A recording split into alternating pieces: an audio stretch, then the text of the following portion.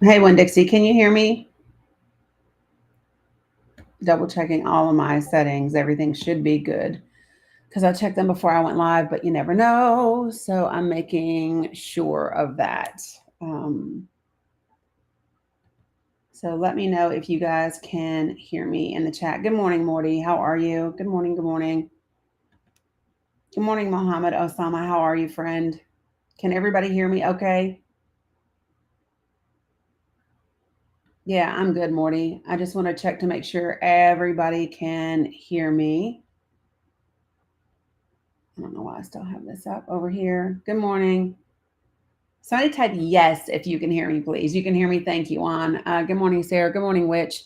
Folks, if you are joining me on YouTube, on Substack, on Facebook, please make sure that you say hello because I cannot see that you have requested or joined um, until you speak to me. I hate these people. Okay, so good. Thanks, Carl. I appreciate it. Give me just a second, folks. So another an alert just came across my phone that I want to kind of make you all aware of. So Apple has removed some apps from its store that allow anonymous reportings of ICE agent sightings.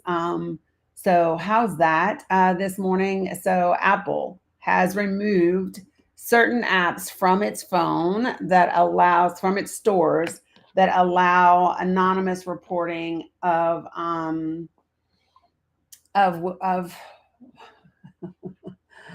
oh, here come all the breaking news things. They just keep popping up. What's up, Sarah? Hey, Witch. Hey, Carla. How is everyone? I'm trying a different setup again today, so we'll just see how I like it. Yeah, Conchita. Hey, Lenny. How is everyone? I am going to try to do this where I can see you all a little bit better, where I can see your chat a little bit better, and go from there. So hopefully that works. So what's up, Dilgrave? Hey, Amira. Hey, Penny GF. Hello, hello, hello, Chef Ryan. Hey, Blossom. How is everybody? Thank you for doing your daily heart me. I appreciate that very much. Happy birthday, Candy Kiss. We will absolutely do a birthday song for you today. Um, so I do have a couple of updates and some things that I want to talk about. You should and look great as this TikTok. This is TikTok Studio. I don't know how it looks to you, but it is TikTok Studio. So I am doing my best to try to utilize it more because TikTok seems to like that. So I'm going to attempt to do that more. Oh, I hit the wrong thing. So we'll just see what happens. It looks great. Great. Glad you guys like it. We'll just see what happens. So nobody has said hello, although I can see that you guys are watching on Facebook and YouTube and Substack. So no worries. If you guys want to stay quiet, stay quiet. I'm good with that. Good morning, Cheryl. Good morning, Tina Noel. What's up, Gemini? Good to see you. Uh, yeah, from the danger zone of Portland. That's hilarious. What's up, VJ? What's up, Roland? By the way, what you got going on in 2 weeks? You feel like coming to you feel like coming this way?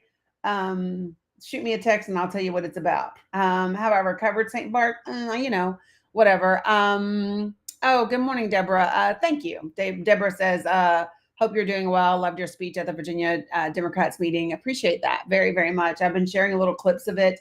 I've linked the whole thing. It's up on my YouTube. Good morning, Tech Lady. What's up, Big Daddy D? Hey, Sharon, One New York Queen. Good to see you. I took yesterday off because I didn't get offline until 5:30 yesterday morning, and I did not feel like getting back on, so I did not. What's up, Blue Canary? On top of that, hey, Sandy. Not really, Amy, not until last night. Last night I got some rest, but no, Mila was home yesterday with a cough and some yucky stuff and all of that. So I slept about 90 minutes and then was up for the rest of the day. Good morning, PJ. What's up, Pamela? And then I went to sleep last night. So hey, Doug, good to see you. Thanks, PJ. Yes, so many of you all stayed on to the end. Sandy was a beast moderating and helping me monitor everything. So I do really, really, really appreciate that. I will be having folks request to come up here shortly. It was a very long night, when Dixie. I'm just not gonna bring everybody up just yet. Do I know if Amal and Sophia are? Amal is so. I haven't seen them post in a few days. They were on. They were on with me yesterday. So yeah. So okay, Ro. Um, you fell asleep around 4-ish. No worries, no worries, folks. Hey, good morning, Jamie. Listen, we all did the best that we could, and I do want to talk about quite a few things today. And so, listen, I have a hard stop at 2 p.m. So we're going to be together for about 3.5 hours. Well, 3 hours and 10 minutes, give or take. Things that we're going to talk about today. Trey Reed's mom says second autopsy shows blunt force trauma as a cause. Hope they do a formal statement soon. That would be amazing, Chef Ryan. I will take a look. No, I don't know what we're talking about when we're talking about fish. No, I completely disconnected yesterday, folks. I came into the Discord. I put up a post for folks that I hope that they saw and that they took to heart. And then I shared a few things on and off. And then other than that, oh, girl, I don't know what you were trying to type, Blue Honey Pot. I salad the fish too. I don't know. I don't know what you saw the fish too. I am so lost. I am just you woke up at 5:45 holding your phone. We had just ended. I had just ended at about that time. What's up, DeBose? Good to see you as well. So I do have a lot to talk about today, and we are going to be going back. I know some people wish that we weren't. Oh, flotillas catching fish. Gotcha. Palestinians caught a bunch of fish because they were focusing on the boats. Love that, Jamie. Did I see Bobby's interview on immigration? It was fantastic. Bobby, who? Riley Dean. I don't know who we're talking about.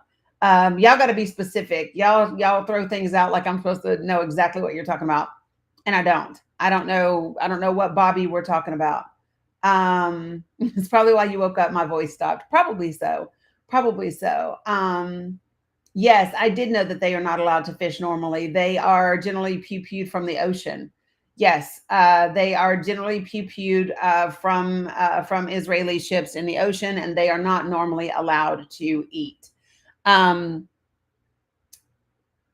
She is a very well-known TikToker. Yeah, I don't spend a ton of time on TikTok. What's up, Sammy? If I'm not on it, like actually working, I don't stay on it a lot, right?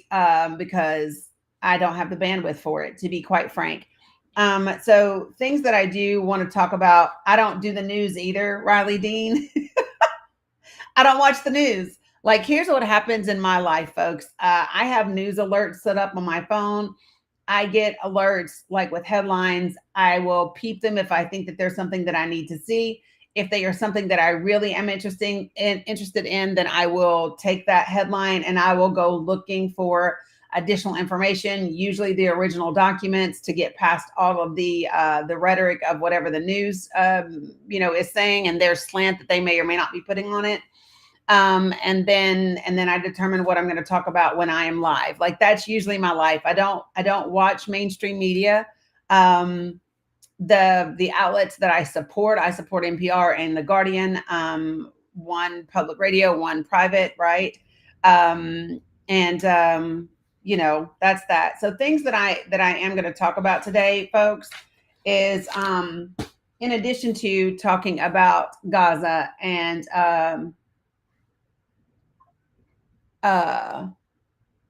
good gosh, I'm not doing that.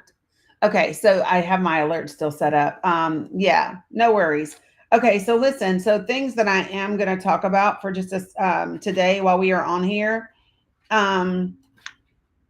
Is this hold on, give me 1 second.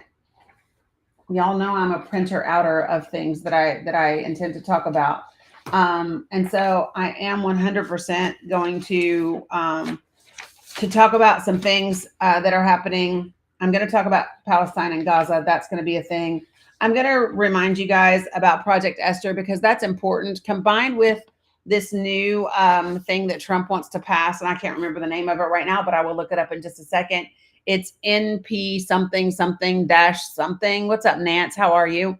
Um, I want to talk about that because those two things tie together. So the same way that the Heritage Foundation wants Americans to hey Susan, good to see you. Um, oh yay, Cheryl. So what I did is Cheryl, I just went through and changed some settings before I went live today. So it's the same mic. I just didn't have all the shit done the right way. So so yeah, so there's that. Um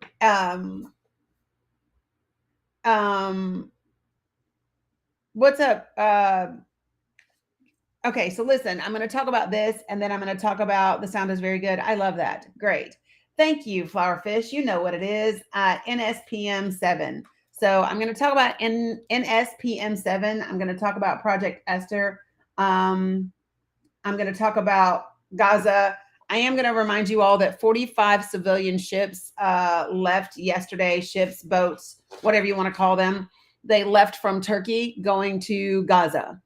And then some more flotillas have left as well. But 45 ships full of just civilians left Turkey yesterday going to Gaza. So it'll be interesting to see what happens as those things move forward. I am gonna review some other things, and then we're gonna go back in and talk about the President of the United States. We're gonna talk about the Jeffrey files. We're gonna talk about court cases that have been filed against those individuals for a very long time, long before he became the President of the United States and a presidential candidate. I am interested in people who still support this administration and the things that this administration is doing. So if you guys, hey Renee, you're welcome. So if you are someone that does in fact, hold on, my papers got messed up. If you are someone that does in fact still support this administration, feel free to request up because I do want to talk to you. Frankly, because I want to know what the fuck what you're thinking. I don't know what you mean, majority, Hunter. What are you talking about? Canada is on conscience. I love that, Jesse. Hey, Jesse, watch putting a full link in there. TikTok doesn't like it. So instead of the dot, put parentheses and then spell out the word dot in there. I don't know what you're talking about. Majority what? And Hunter, okay, so if you're referring to voters, if that's what you're referring to, because you can't be talking about the majority of Americans because the majority of voters didn't vote. 80 million Americans didn't vote in this last election. So it's really important for people to understand when we talk about what the majority of this country likes and doesn't like, the majority of this country didn't vote for Donald Trump. 77 million of them voted for Kamala Harris and 80 million people didn't vote at all. So what we know is that actually 2/3 of the country didn't like him enough to vote for him, or they just didn't vote, right? But 80 million registered voters did not vote at all. So when you say that the majority of Americans voted for Donald Trump, you would be inaccurate. If you were to say that a majority of voters voted for Donald Trump, you would still be inaccurate because the majority of voters, right, the largest 80 million didn't vote at all. 77 voted for Kamala Harris. So what does that mean? That means that 157 Americans disliked Donald Trump enough to not vote for him. That's what that means. So there's your help with math.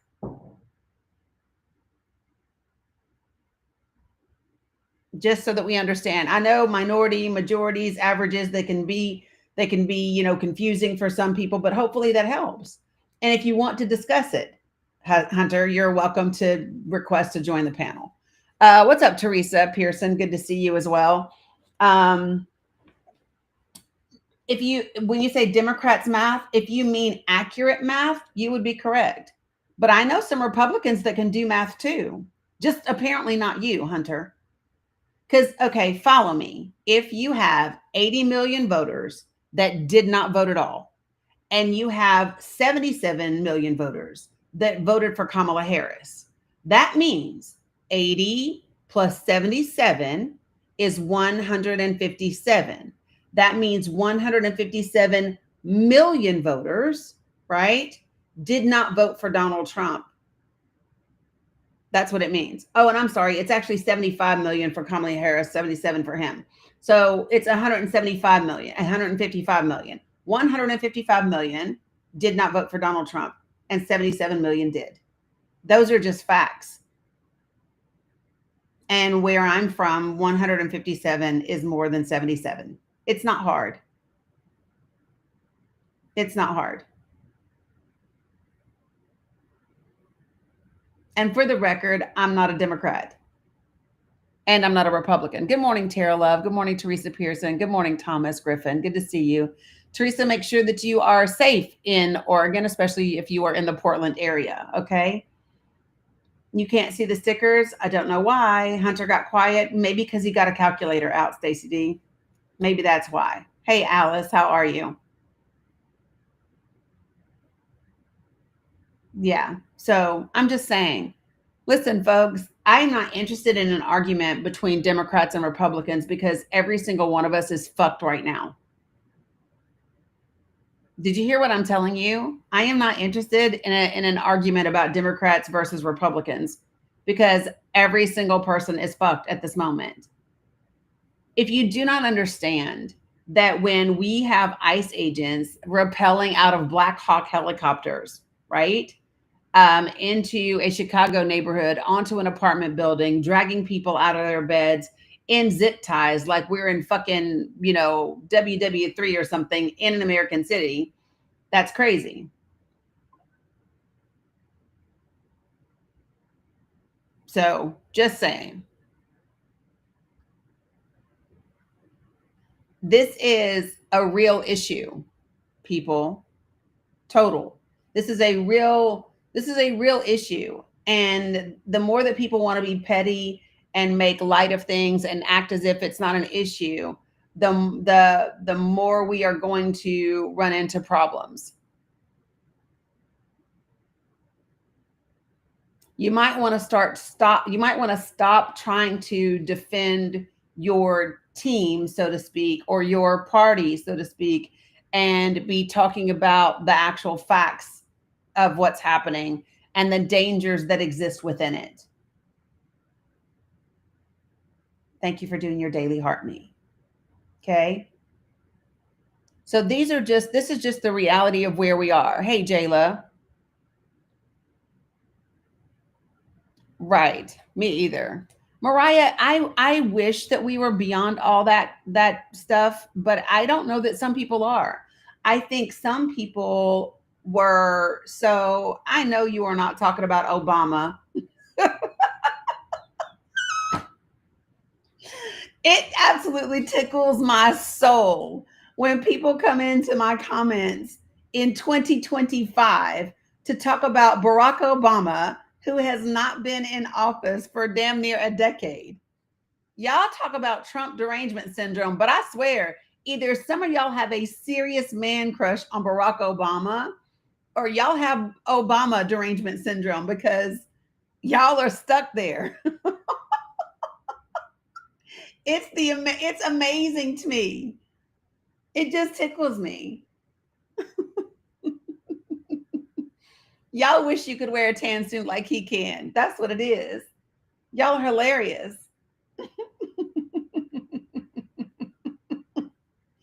Oh, low B. y'all are funny. Y'all are really funny. And the thing about it is most of you all are the same.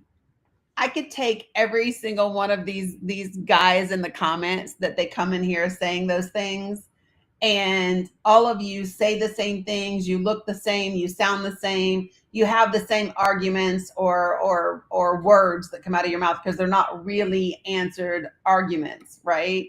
And it's just funny to me. It really is.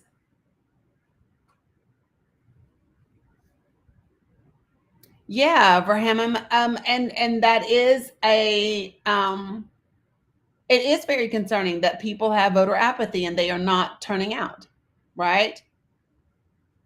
It's crazy. So, Ivy, here's what I would say is one of the things that you could do is if you have a ring camera, Ivy, I would put one so that any yard sign or anything that you put out in on your property is within the view of that ring camera. And if you see people that are taking action either to damage your property that is on your property or that you believe is in retaliation, and you can tie those events together, then I would record them. You can absolutely turn them into your local prosecutor's office, and then there can be charges for civil rights intimidation. 100%. So just letting you know that that's a thing, and you can win because I have, right. Um, so let me see.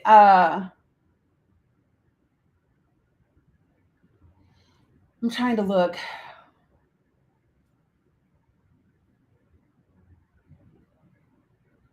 I You guys are just like going to town in the comments. I don't even know what everybody is saying at this point, but that's okay.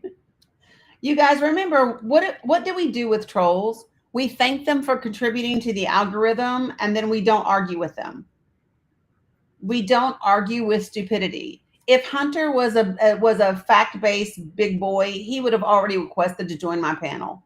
Like if he wanted to have a real conversation about immigration and Barack Obama's policies compared to Joe Biden's policies compared to the Trump administration's policies, if he even knew what those policies were, if he even knew what happened, then he would have already requested to come up. But he doesn't do that, right? And so because he's not, listen, if you are not an adult, if you are not ready to come up here and have a fact-based conversation about things, thank you for contributing to the algorithm, and that's it. You know what I mean? Tech lady, I'll put one up there. So it's just one of those things. I'm not arguing with man children. I'm just not wasting my energy. Yeah, that would be great, Ivy. See, there you go.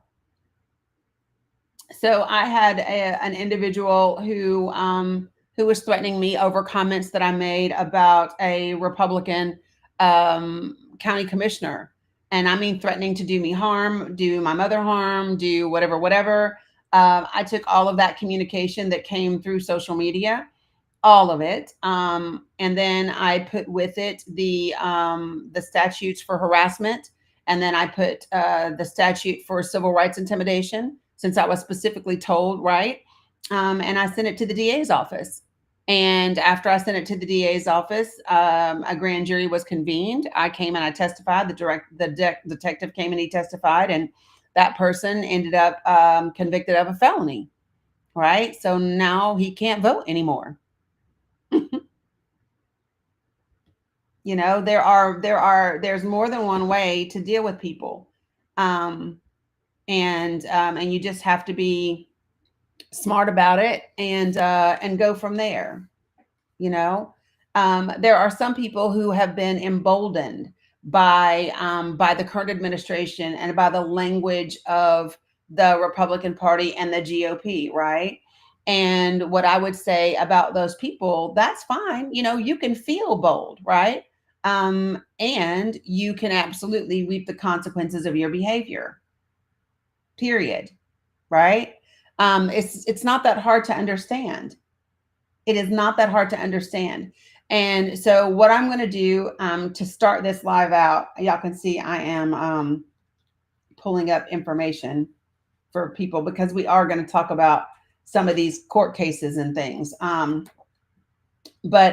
So first, what I want to do, and we're going to talk about Israel and we're going to talk about Palestine and all of that. I'm going to say a couple of things right off the gate right off the top so that we all have some understanding. Okay. So I'm going to set some guidelines for this conversation so that everybody is aware, and everybody can follow along with those things, right? What's up, good mod almighty? Good to see you. So the first thing that I want to share with everyone is that in this live, when I specifically make reference to Israel, I am specifically talking about the Israeli government. I'm speaking about Benjamin Netanyahu and the IDF. Those are the individuals. So when I speak about Israel, I'm speaking about a government, and its administration and its military. Okay. What I am not talking about is anyone's particular religion. There is a distinct difference when we between talking about a religious group and talking about a government. They are not in and of the same thing, right? And in the United States of America, it is important that they do not become the same thing. We're going to discuss the differences today between Judaism, Zionism, nationalism, Christianity, and the different points of intersections that may or may not exist, how they are showing up in our politics, what are the ramifications, what are the consequences of those things showing up in our politics, in our military, in our police forces, and those types of things, because they are important. We are also going to talk about the government shutdown today. So I hope some of you guys are prepared for us to do all of those things. Next, when I talk about the United States of America, if I talk about the United States of America, and in that conversation and in that discussion, I am critical of the things that the government may be doing, and I am critical of this administration that is not being anti-American. Hey, Nance, just to be clear about this, right? To be anti-American, I would have to not want my country to exist or to be safe or to be secure, and none of that is true, right?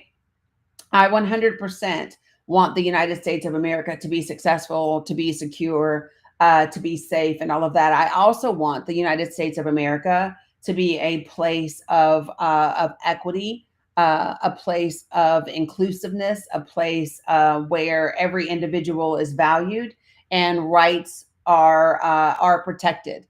Right. So I think that there's a difference between accountability, and I say this a lot, and I'm going to say it again. Accountability can seem like attack when you're not used to being held accountable. And people who are not used to being held accountable tend to be rich people, right? Wealthy people, those people in positions of power. And in the United States of America, predominantly that group of people have been white males, right? Not all white males, obviously, that would be ridiculous to say. And in this country, that is the group of people that tend to be to tend to fall into that category. Guys, I do have a likes goal today. I don't normally have a likes goal, but I do today. Today, I'm going to be with you for 3 hours and 10 minutes, 3 hours and 15 minutes. So I would like to hit 300,000 likes before I am off. During that time, that would be incredible. If you really want to blow my wig off, right? You want to blow my wig back, hit 500,000 likes, and that would be fantastic. So, so all of those things I think are just really important for people to know right off the bat.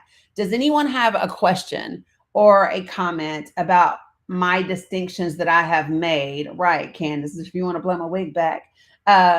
If anybody has any questions about those distinctions, right? That when I talk about Israel, I'm specifically talking about its state, its government, and its military versus anything else, right? Let me know. Good morning, Stacey D in the place to be. How are you? I'm well, Danny. How are you doing? I'm good, sis. I am fantastic. Recovered from your marathon a little bit? A little bit. A little bit. A little bit. Yep. So I just wanted to pop up, say good morning to everyone. Remind everybody, like Danny says, she's got a goal, a liking goal, and so I just wanted to give a little tip that our girl Michelle with an N gave us the other night, because it really, really was effective in getting those numbers up. So if you want to go up and hit Danny's picture and her white box comes up, look all the way over to the right.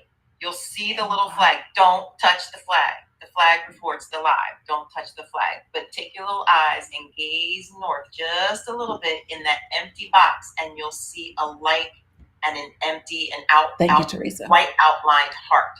If you tap that, it's telling the algorithm and telling TikTok that you like Danny's page, not just this live. And the likes count for more and the numbers go up more quickly. So it helped tremendously the night that we were watching the flotilla. So if you want to go ahead and do that, that's what I will be doing today. You can look up right now and see that it's already jumping up. So go ahead and do that. Just be careful to not touch the flag, because that reports the live. Yeah. So what Stacy is saying is that if you touch my profile in the upper left-hand corner of TikTok and you touch my profile and that white box pops up, if you look right above that white box on the right-hand side, there is a, I got you. It was an accident. There is a little, there's a little heart, and that heart has the word like written beside it. It's in a white outline. Okay. And what you can do is you can tap that little white heart right there, and it likes the page. It likes the content. It likes the live. And it really helps kind of boost the likes up fairly quickly. Yep. It can close a lot. It does. It can close a lot.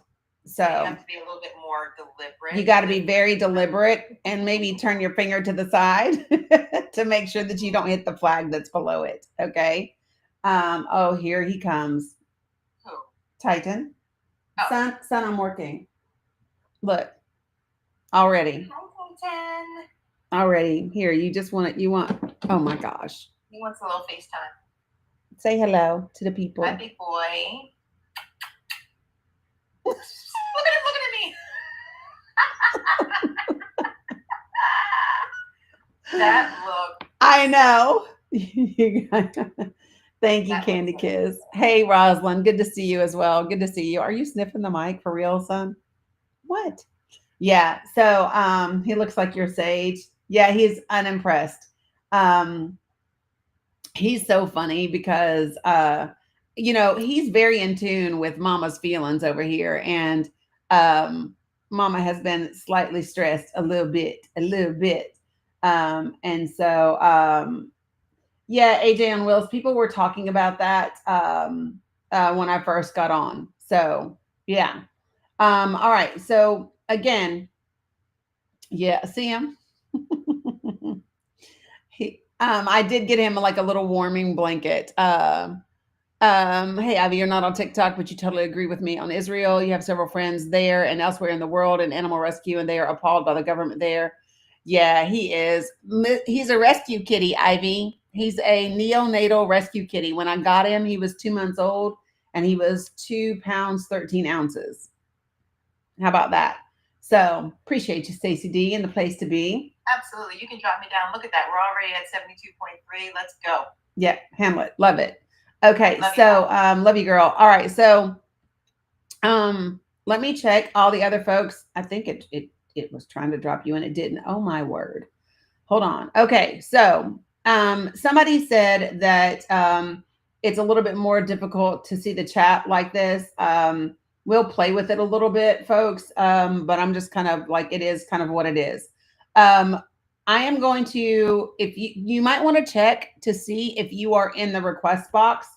Good morning, Sassy Cinderella, because I'm going to just start accepting folks that are in there. When I bring you up, please put yourself on mute until I can get to you. I would greatly, greatly, greatly appreciate it as we get into the conversations today. So good morning, Mohammed.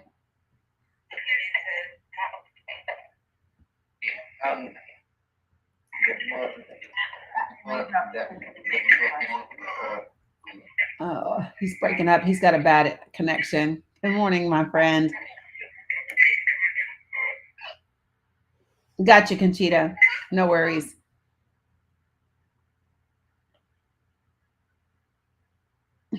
He's waving. Pinagwala sa star. Good morning. Good morning. Good morning. Ay, sama. Okay. Hey. Ta.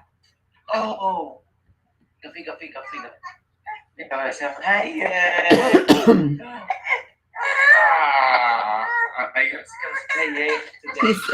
he said, I don't want to talk. Hi, Osama. Keep Halleck, Osama. Keep Halleck. Hi, mama. Hi, Mama. Hi, Mama. Hello, Habibti. Good to see you. Hello. Hello. They're frozen a little bit. They have some. So that is Mohammed's mom, you guys, that you are seeing right there. Good morning. I guess it's afternoon there. It's almost evening there. I love you, Habib. Love you too, Habibti. She is beautiful. She is. I got to figure out how to say that in Arabic so that they understand. Um, yeah. Salam. Alaikum salam. Alhamdulillah. So, hey, Siri and Lulu. Good to see you. Everybody else can still hear. Hey, Osama. Hi, baby. Hi, Habibi. Yeah, they are. She is gorgeous. I've been look at him. So cute. Yeah, he's adorable. So cute. So for those of you all who contributed and you helped get the tent, that white tent in the background, that is the tent that we were able to help them get where the family is staying. For those of y'all who do not realize what this is like, they're literally, that's the tent. Um, and so it's it's really rough right now. Um, so I appreciate you all for helping.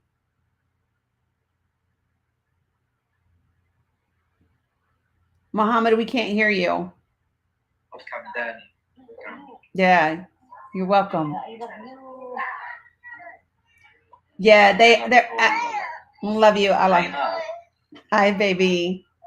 That's the little boy. Hi, baby. I love you. I love you, Dad. I love you, Dad. Hi, baby. Hi, Habibi. Love you. Hi, baby. Telah satu. So what we will do is there's all of them. So yeah. So what I will try to do is in the Discord, I will try to share with you some of the pictures that I get when I get them via WhatsApp. So I'll try to share them with you. Hey, Natalie, I mean, if you're not in my Discord, please make sure that you join the Discord. I'm able to share a lot of things there that I don't get to share when I'm online, especially if you're on YouTube or Substack or Facebook, you're not getting to see what's happening on TikTok. But I do have the ability for you guys to request over here. When I share it though, you never do. So that is that. Okay. He's frozen a little bit.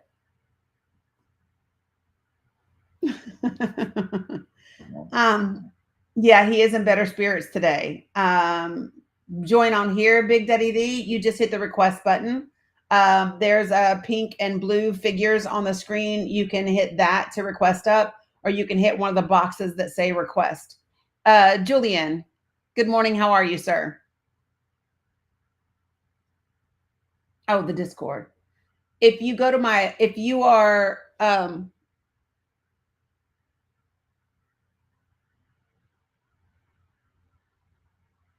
the heck? So the Discord you can reach through my link tree. Or if you are a subscriber, you can go to like the little star at the bottom of TikTok as a subscriber, and when you click that star, it says like super fan space. When you click the super fan space, it is linked directly to my Discord. If you are not a subscriber, that's fine. I have two sides to my Discord. One is for subscribers, one is not. And so you can just go to my link tree. At the top of my link tree, you will see what looks like a little game controller or a little whatever. That's for Discord. He has no business sending gifts. We gift you, Muhammad. You don't gift us. But have the ability to join it that way. Okay. Julian, I hit unmute for you. I sent an invitation for you to unmute. People were trying to tell you how to unmute. That's my no. There. I am not. Hi, baby. That's his other little boy. Hi. I love you. Oh, I love you. I love you. So cute. Glad they're doing okay. Aren't they amazing? I love you too. No. I love you. How are you? I love you, Habibi. Sweet. Blake, how are you? Keep Halleck. Yes, I'm good. Keep Halleck. Blake, how are you? Oh, I'm good. How are you? Keep Halleck. Alhamdulillah. Alhamdulillah. You're fine. I love that. I am fine. You are fine. I am fine, I am fine. Oh, I love that. It's good to see you guys. Okay, Ivy, I can help you. Mwah. Yes. So sweet. Daddy, Yeah. 3. He's 3. You're 3. 3. Yes. He's 3. 3 years old. He's 3 years old, you guys. Yeah. So Yes. Mohammed, they are asking how is your foot, and they are asking how is food. Let me type. Yeah, Tracy, if you're on TikTok, you could see them.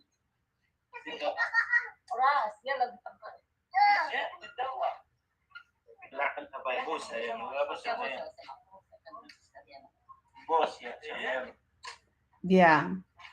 So, hey, Habibi. So if you were on TikTok, you would get to see he's sharing his children with me. What I will do is I will try to share some of those pictures that I get via WhatsApp with you all. Hey, Julian, thanks for being patient. Appreciate you. Danny, Yes. you're such a wonderful person, and I appreciate all your content, and I agree with you 100%. I just want you to know that. Well, thank you. I appreciate you. You guys are they want to know how I'm asking him how his foot is, how your foot is. Yeah, I appreciate you guys. You guys are what makes this possible. Like real talk, like I appreciate it when people say nice things about me, but the reality is that I could not be as impactful without all of you all that show up every day and you support and you gift when you can and you donate when you can and you help out. And the reason why I like to, like when Mohammed requests up, I like to bring him up because I want you all to see what your support does, and what you all help happen. So I just, I think it's important for everybody to see those things. So I appreciate you all. So thank you. I don't You know. love Middle Eastern people. Yeah. Yeah. They're almost every Palestinian I have met has just been incredible and kind and gracious and patient and forgiving and all of the things. It's one of the reasons why, my prompt today is, is this the America you voted for? And I mean that across the board. The picture that I don't have it up over here, but it was the picture that goes there. The thing for people to understand is that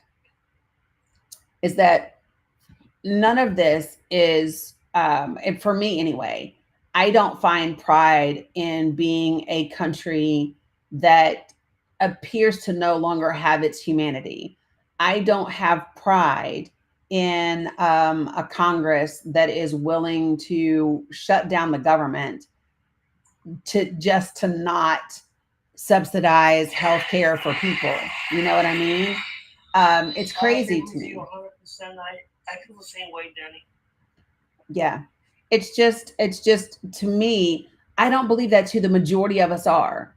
Like I really don't.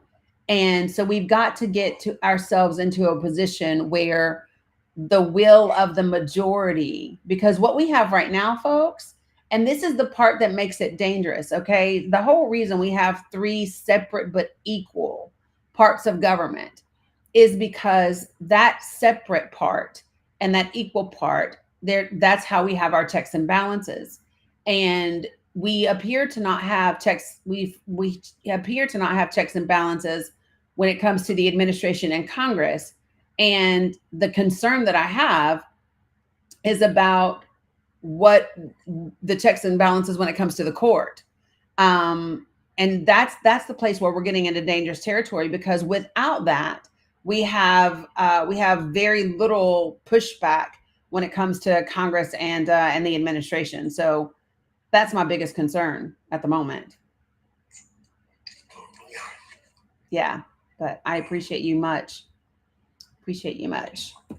I'm updating you guys. I'm trying. I'm hurrying. Everybody's talking to me about different things. So no, but I appreciate I'm you gonna all. keep tapping. Okay. And you have a wonderful afternoon. I'm gonna keep on tapping, Danny. Okay. Okay. I appreciate you. Thanks, Julian. So folks, other people that are requesting up, I want you all to understand something. Um, because there are people that have misused what's happening in Gaza. Um, I have to be very careful about the people that I bring up, because there have been people who have said we are in Gaza and they have asked for help. And then those people turn out to be in other places like, Egypt or wherever. And it's not that we don't want to help anybody. We just also have to prioritize where help is needed the most. And so that's why when I bring up folks specifically, so that people can help them out or gift them with coins or whatever, those are going to be people that I know that are verified, not because I don't want to help everybody, but because I don't want people taking advantage. And unfortunately, there are people that do that have done that, and it just is what it is. Right. So I'm just being 100% real so that everybody understands where I'm at and what I'm saying. So let me pull this up really quickly, because I do want to talk to you guys about this particular deal that is coming from Trump, and then I want to tie it to something that we see coming from the Heritage Foundation, as is with most of the things that Trump has going on. Right. So a lot of the things that we see taking place in this country are tied directly to the will of the Heritage Foundation and the people that are behind the Heritage Foundation.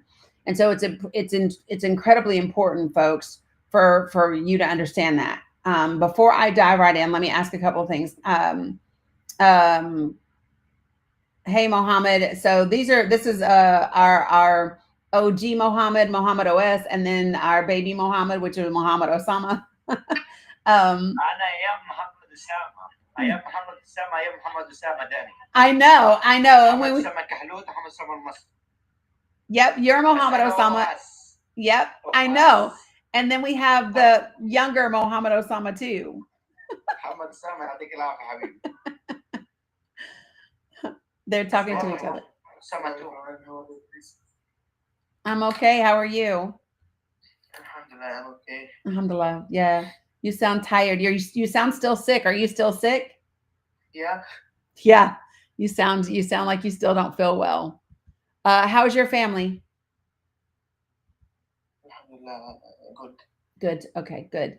So you guys who are maybe if you're new and you're watching for the first time, Mohammed Osama, this Mohammed Osama, not this Mohammed Osama, but this one. Um, we call this one Baby Mohammed because he's younger, and we met him after this one. So he is the one that has a family, 25 members of his family when we got together and we collectively came together. That's the family that we helped to get from the north to the south, just in time. He left in the middle of the war that's happening right now. And so he is safely in Egypt, but his entire family was stuck in the north. And so we were able to help them get to the south. For those of you guys who don't understand what it means for him, he is so understand this when he is in Egypt, he can hear and feel a lot of what is happening in Gaza. And I just want you all to imagine for a minute being close enough to hear what's happening where your family members are and not being able to do anything about it, not being able to get them to safety. And that is the situation that he is in. He's 20 years old, and so I'm extremely grateful to you all for coming together in our community and helping out. What's up, Kat? Good to see you. I got some sleep last night, you guys. I got some sleep. I would be so. Listen, y'all know me. I like to keep things. Um, I like to keep things transparent and be frank with you all. So let me do that and say this. A lot of effort and energy and emotion I put a lot of effort and emotion into that 20-hour live when we were watching the flotillas. And um and that's why, like, for me, y'all think I'm an extrovert. I am not. I'm only an extrovert when I need to be, right? When I need to be, which is like what I'm doing right now. But oftentimes when I'm done doing that, I am depleted. And so when I'm depleted, I just kind of bottle up until I can refill my cup. And so yesterday, that's what I did. And people who really know me well, they know that if they text me and I don't respond back, it's not that I don't love you or that I don't see your text. It's just I am literally caved up. I am caved up in order to refill my cup. And so that looked like a little bit of housework yesterday, but it looked like baking chocolate chip cookies from scratch for the kids, and then painting with the girls, and cuddling with Titan. That's what it looked like, right? And so I'm okay. It just is what it is, right? So having said that, yeah, Grammy, I just had to cut it off, right? And so what I hope to do by being transparent with you all is what I hope to do is to share with you all how we get through this, right? I'm not a news agency. I'm not, right? I don't have a team of 15 people to do posts and videos and all of those things for me when I'm not, right? Hey, CT, good to see you.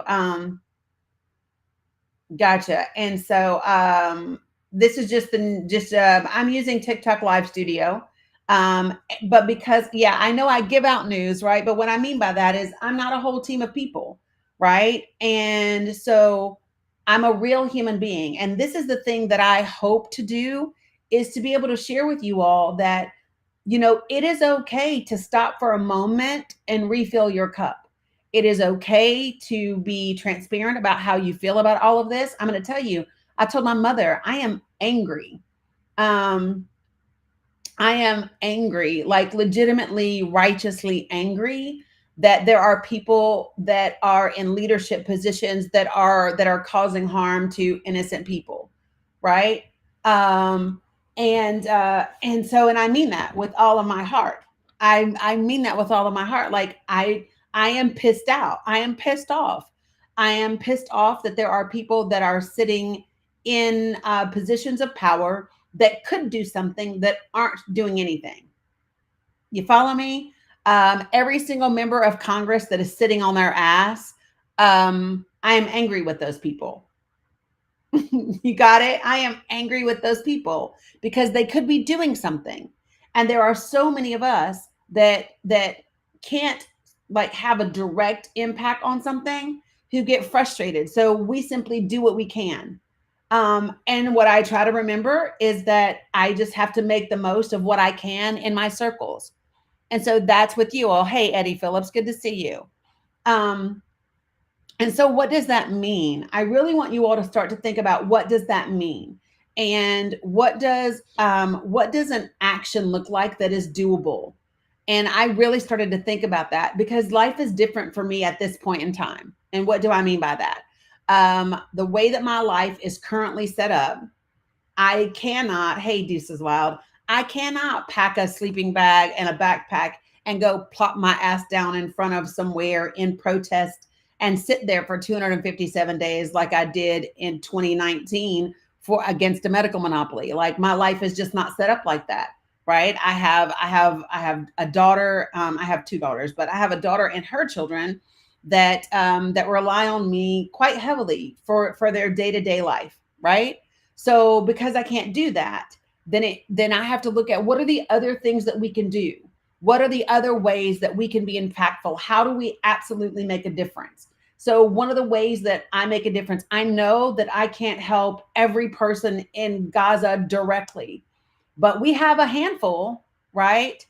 We have a handful that we can help, right? Hey, Tootie, good to see you. And so because we know them and we have verified who they are and we have relationship with them, then what we can hope is that we take care of our handful and then other people will take care of another handful and other people will take care of another handful and so forth and so on. And then that is how we spread what we do, right? And I want to correct something when people say not a single flotilla made it into Gaza. So the McKinnon did not make it to the port, but the McKinnon made it into Gaza waters. Go ahead, Mohammed. يعني واتساب انا I'm checking. كومنت واتساب ناو يعني منتبه انك انت باقي بعطيك على الواتساب. Okay, I'm looking. Oh.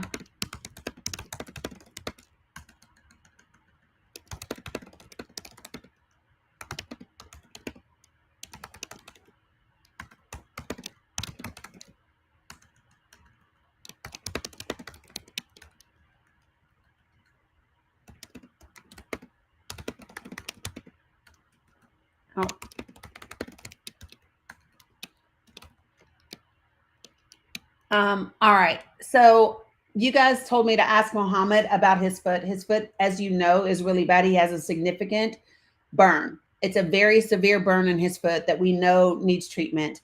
Antibiotics are almost nowhere to be found. And if you can find them, they are incredibly expensive, as well as other medications, right? So those are things that we know he needs. To be quite frank, he's going to need surgery and he's going to need it abroad.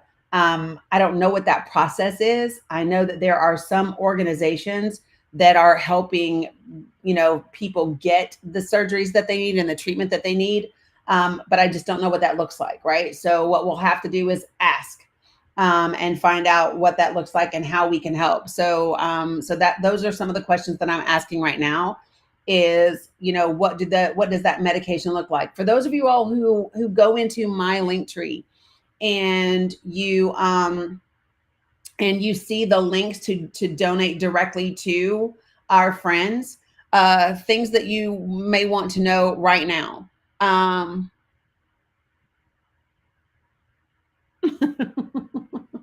um, um, I know. So the other thing that I want you all to understand something is the culture of Palestinian men, especially, is to not ask for help. Y'all hear me? That is the culture of Palestinian men, and so it is difficult to ask for help. So heal Palestine. So we want him to not become an amputee. That's the whole point, right? So maybe somebody can reach out, or maybe we can ask somebody else that we know if they have connections with any of those organizations. That is men in general, but it's very, very heavy in their culture. It's very heavy in their culture. It's a little bit different. Maybe Pokey, that's an idea as well. It would be helpful if anybody wanted to spearhead contacting organizations, because I don't know that I have the bandwidth to do like a ton more. They are 15. Okay, gotcha. Okay.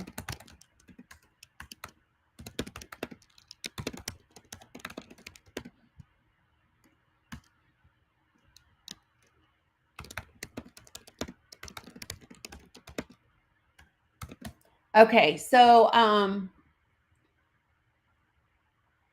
just so everybody knows, I want to give you some perspective, okay? Um, thank you, Mary Shaw. Subscribers, let me say this to my subscribers. I will be in the movie night at some point today because I have some information and some updates for you personally. For about me, and I will be in the movie night later on. Like after I get the girls, I'll pop into movie night so I can share with you guys. I do have some updates. Some developments happened yesterday, very unexpectedly, and so I'm going to share that with you all later. So between these two people that we have on the panel right now, there are 40 members. There are 40 family members just from these two people. So so OG Mohammed, that's the older Mohammed, the member of the press Mohammed. His family is 15. There are 15 of those. So when we helped get them from, thank you, Kat. Thank you, thank you. So Kat is going to spearhead contacting organizations. So Mohammed, let me type it. Let me put it into WhatsApp for him so that he knows. Give me 1 second, folks.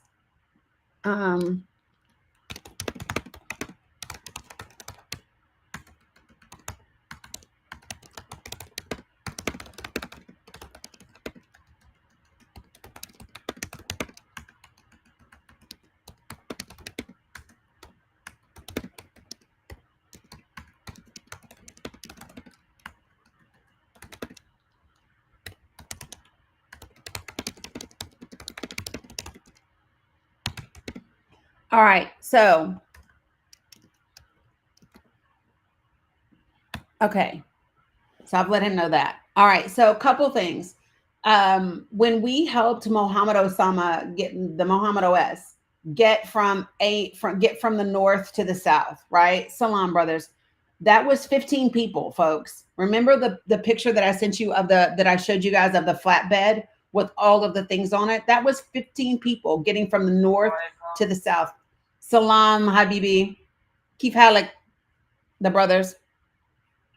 I'm fine. Thank you, Danny. Well, thank you for joining me again. Yeah, absolutely. Hello, Muhammad. Muhammad. Tell me Muhammad now. Both Mohammeds. Yes. Appreciate that. So all three of these individuals are in Gaza.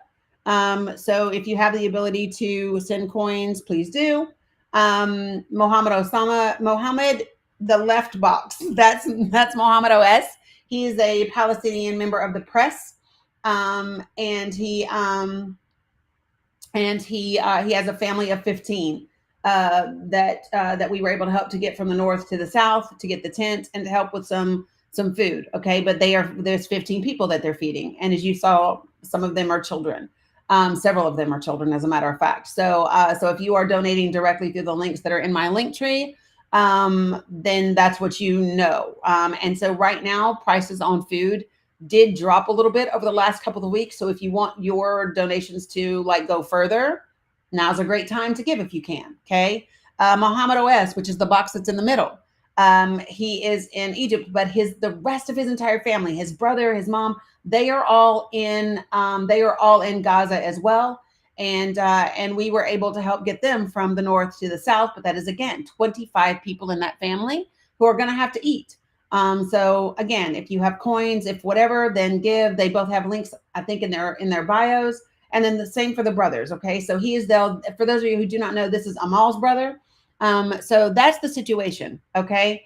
So if I bring people up on the panel, it means that we know them, we vetted them. And if you have coins to give or whatever, then feel free to do so. Okay.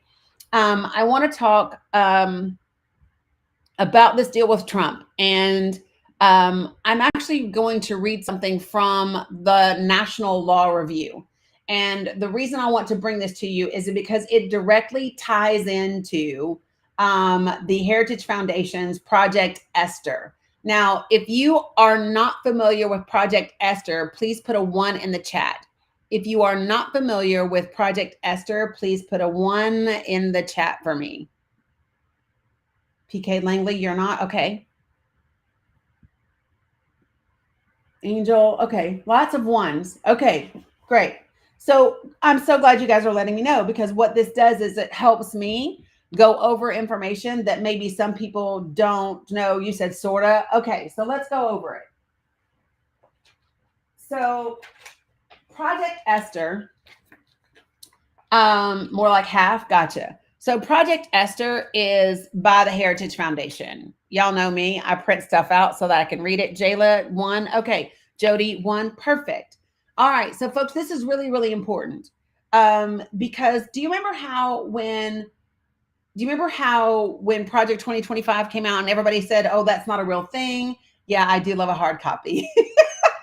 I do love a hard copy.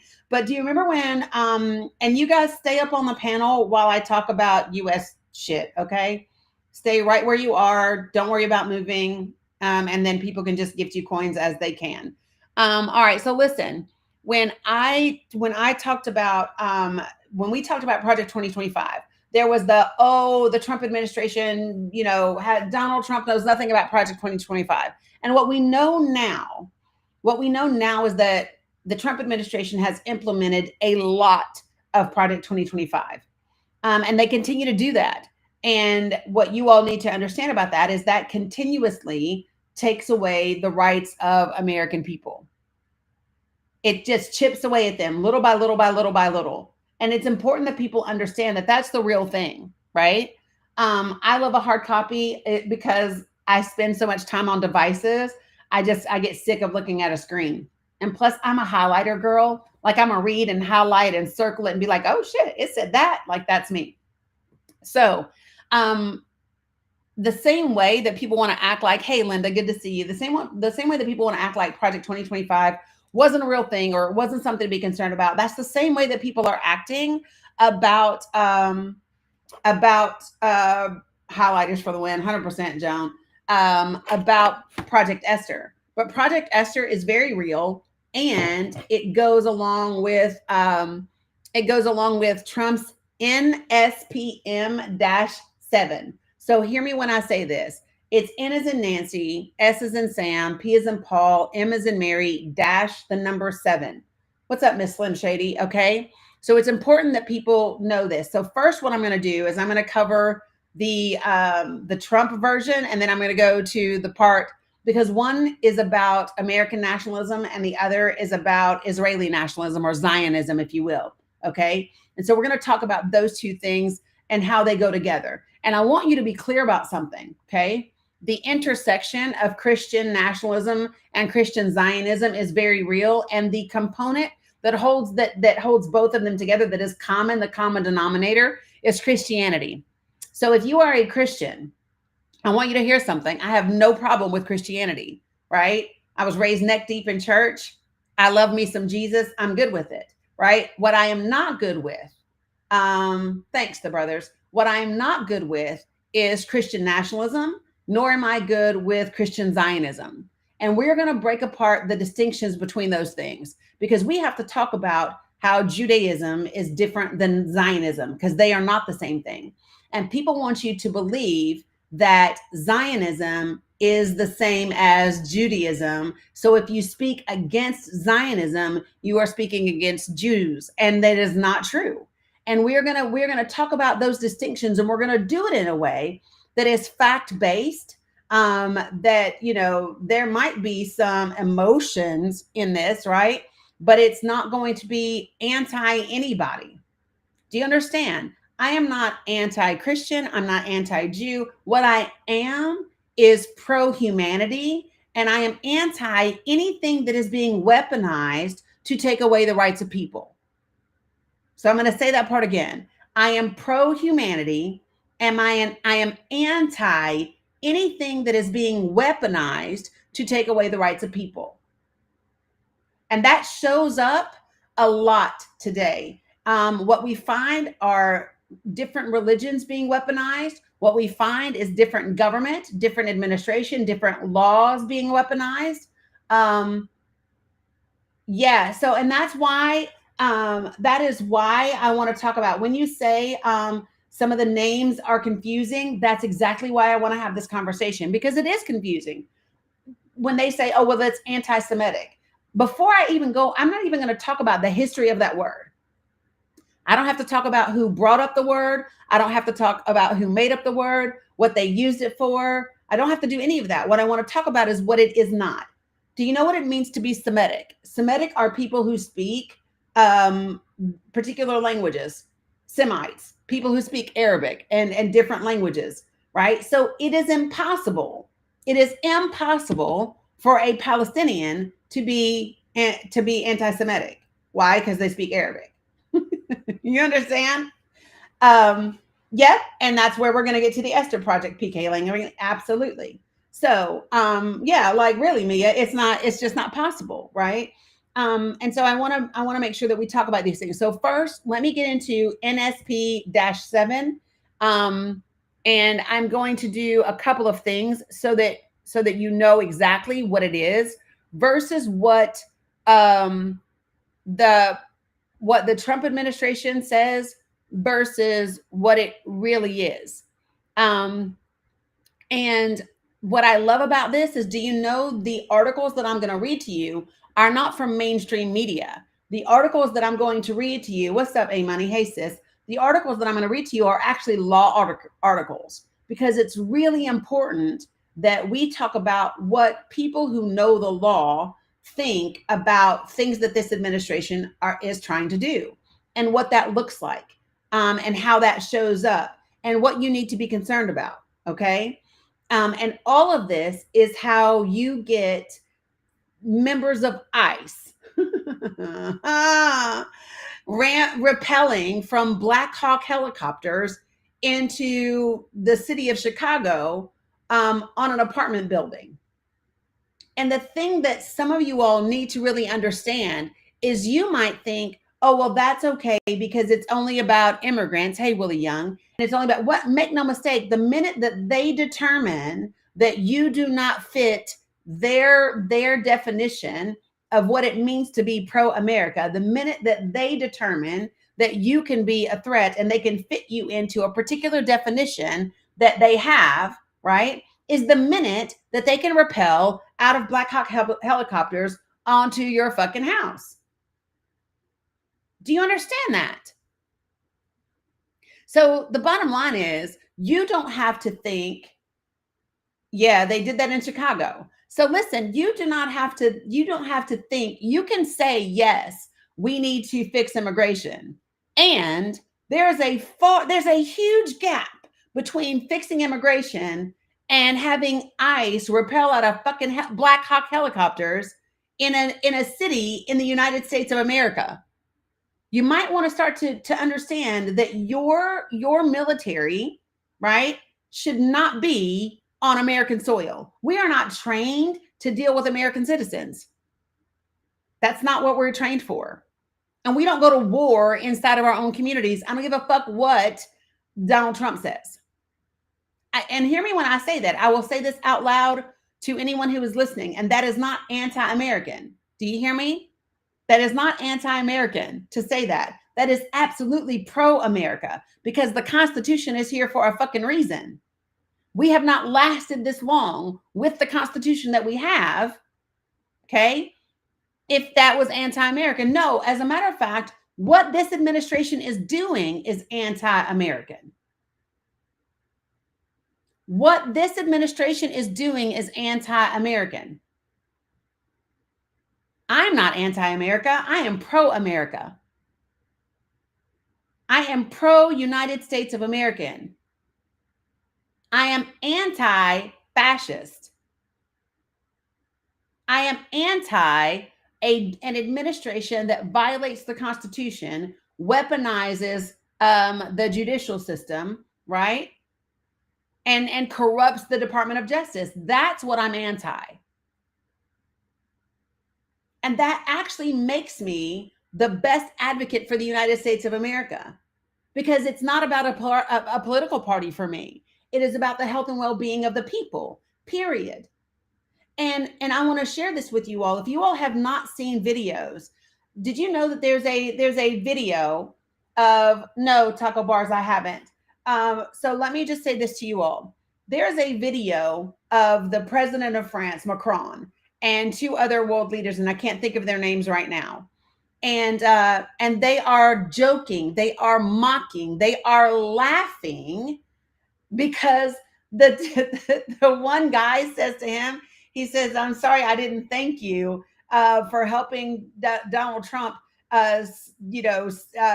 stop the war between us two." And the two leaders are laughing because they were never at war. They were never at war with each other. And I want you all to understand something. Many people will look at that video and they will laugh and they will say, "Oh, it's such an embarrassment." It is more than an embarrassment. Folks, when world leaders are laughing at your leader, thank you, Albania and Azerbaijan. Thank you, Gio. Listen, folks, when world leaders are mocking your world leader, your country is at risk. Listen to me. When world leaders are mocking your world leader, your country is at risk. What's up, Shantae? Hey, sis. You want to talk about national security? You want to talk about international security? You better understand what it is when the entire world is looking at you like, what the fuck are y'all doing? And by the way, we do not benefit from becoming ostracized from the entire world. What's up, Mr. Barrios? We don't benefit from being ostracized from the world. Israel already is, and they are going to continue to be ostracized. And if the United States of America hitches ourselves to Israel, we are fucked. And the reason I say that is real simple. We fund Israel. Do y'all hear me? We don't get anything from Israel. What do we get from Israel? Not shit. Hear me when I say that. Israel does not benefit the United States of America. And when people say Israel helps keep the Middle East in check, no, they don't. Israel is the one that bombs everybody and stirs shit up. If Israel set the fuck down, there wouldn't be as much conflict as there is in the Middle East. Israel brings nothing to the table. So you might want to ask, then why are we so attached to Israel? Well, then you have to go back to Zionism. Then listen to me, then you have to go back to Zionism, to the place where it all started. You have to go back, right, to the Zionist Federation. You have to go back to the Jewish Zionist agenda and whatever their aspirations were that they submitted to the cabinet.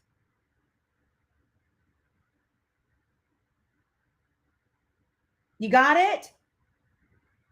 And these are the places of intersection.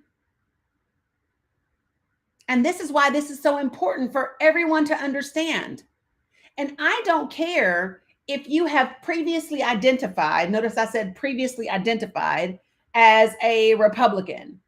I don't care if you were previously a Trump supporter. My question would be, how do you do with facts? Are you open to facts and information? And do you have the capacity to challenge your previous thoughts and beliefs, right? To be able to kind of get to a place of understanding, of new information.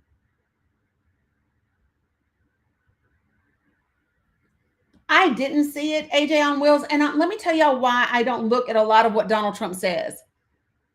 Because my mental health and well-being is important to me. And so a lot of what he says is said in a way specifically to stir people up, to get everybody emotional, to make us feel a certain way, and to keep us distracted from what we actually need to deal with. Okay?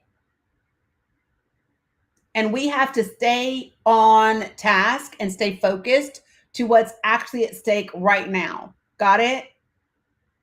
I felt like Mrs. Frazzle just now. Got it? Got it? Miss Frazzled. Let me check my guest box real quick. Let me share with you all some comments that are coming from Facebook right now. Okay. So we've got Ivy says, eventually we will all be in their scope. Immigrants in courthouses trying to get their legal papers, legal protesters, journalists, scientists, which she is, government workers, dual citizens, which is her. It took 23 years to get dual citizens so she could vote. She said she's still quite appalled by some Dem silence. We're going to talk about that too. And she says because they are bankrolled by AIPAC. And I want to be clear, AIPAC, NORPAC, J Street PAC, there are several pro-Israeli super PACs. AIPAC is one of the largest and the biggest, but they are not the only ones. And it's important for us to call a thing and point them all out because it matters. Jayla goes on to say, yes, our tax dollars are funding the G side and they get free health care. They sure do. And when women give birth, the kid gets a check until they are 18. It is crazy as fuck. People are worried about immigration, but if they actually knew that they would be pissed, 100%. So I have a question. Who do I have that can hop up on the panel really quick just so I can take a quick bio break? I just need one of those because I have been pushing coffee and water this morning. What's up, Shanna? Appreciate you, Red Hot. Guys, Red Hot's going to pop up for 1 second, and I'll be right back. I got you, Jayla. No worries. Good morning, guys. Yes, we pay for their child support, AJ on Wheels, yes. Hope y'all are doing well on this Friday. I got off early, so I'm excited. I get to flex every other Friday, so that's a blessing. Anyway, as usual, tap the screen. We need to get Danny up to, what did she say, 500,000 likes before she gets off. So get them fingers to tapping. Also, if you haven't sent your daily heartbeat, please do that. Also, if you are new to this space, please look at Danny's rules for this space. She has 4 simple rules. Be respectful. Don't use slurs. No comment spamming. And then no all caps. That is for moderators and people that are visually impaired, that she knows. So if you would follow those rules, I do appreciate it. Danny does a lot for us. So just simply tapping, gifting when you can, gifting the people on the panel that are in Gaza, our friends. That is greatly appreciated. And then Cam, if you could show me how to get into the movie thing so I can hear what you got to say later, I appreciate it. Because I tried last time and I have no idea. So if you could get with me, like maybe inbox me or something. I don't know if I'm the only one, but I couldn't get into it last time. Thank you. All right. Thank you so much, Red Hot, for that little mod announcement. Yeah, the link for us. Okay, gotcha, Mama Duke. So you guys, I do have an extensive link tree. What's up, OL? Good to see you. So listen, folks, in my link tree, you are going to see a ton of there's a lot of information in there. At the very top are all the things that you can click to be able to, Mohammed OS, if you're driving, I'm going to put you off camera just because TikTok will get me. So listen, there's at the very top of my link tree is all of the different icons on how to follow me across all the socials. There's also a link to get into Discord. You couldn't get into movie night last time, Wawa. I don't know why. Go look at what color you are in Discord. Your color should be bronze, silver, or gold, or rainbow. If it's not, that's something that we need to fix if you're a subscriber. Movie night. Listen, if you're not a subscriber, you won't be able to get into movie night. If you are a subscriber, you should be able to get into movie night. I'm also going to be adding some additional things to the link tree, so be ready. There's a ton of court documents regarding the current president and his one of his besties. Okay, and I think it's really important for people. You're still blue. Okay, Cam, what does blue mean? I don't know all the colors and what all they mean. But there's something that says if you're still a certain color, you haven't finished the process. Okay. So if you are a subscriber, here's what I need to do. So listen, if you're a subscriber through TikTok, we can easily fix that. If you are subscribed directly through me, I need the email address that you used to subscribe directly through me, and then we can get you fixed. Okay. All right. So, but what I'm going to do is the links to all of the court cases, including not his ass again, Titan. Hey, Cam. Say yeah. So hey, hey, Titan.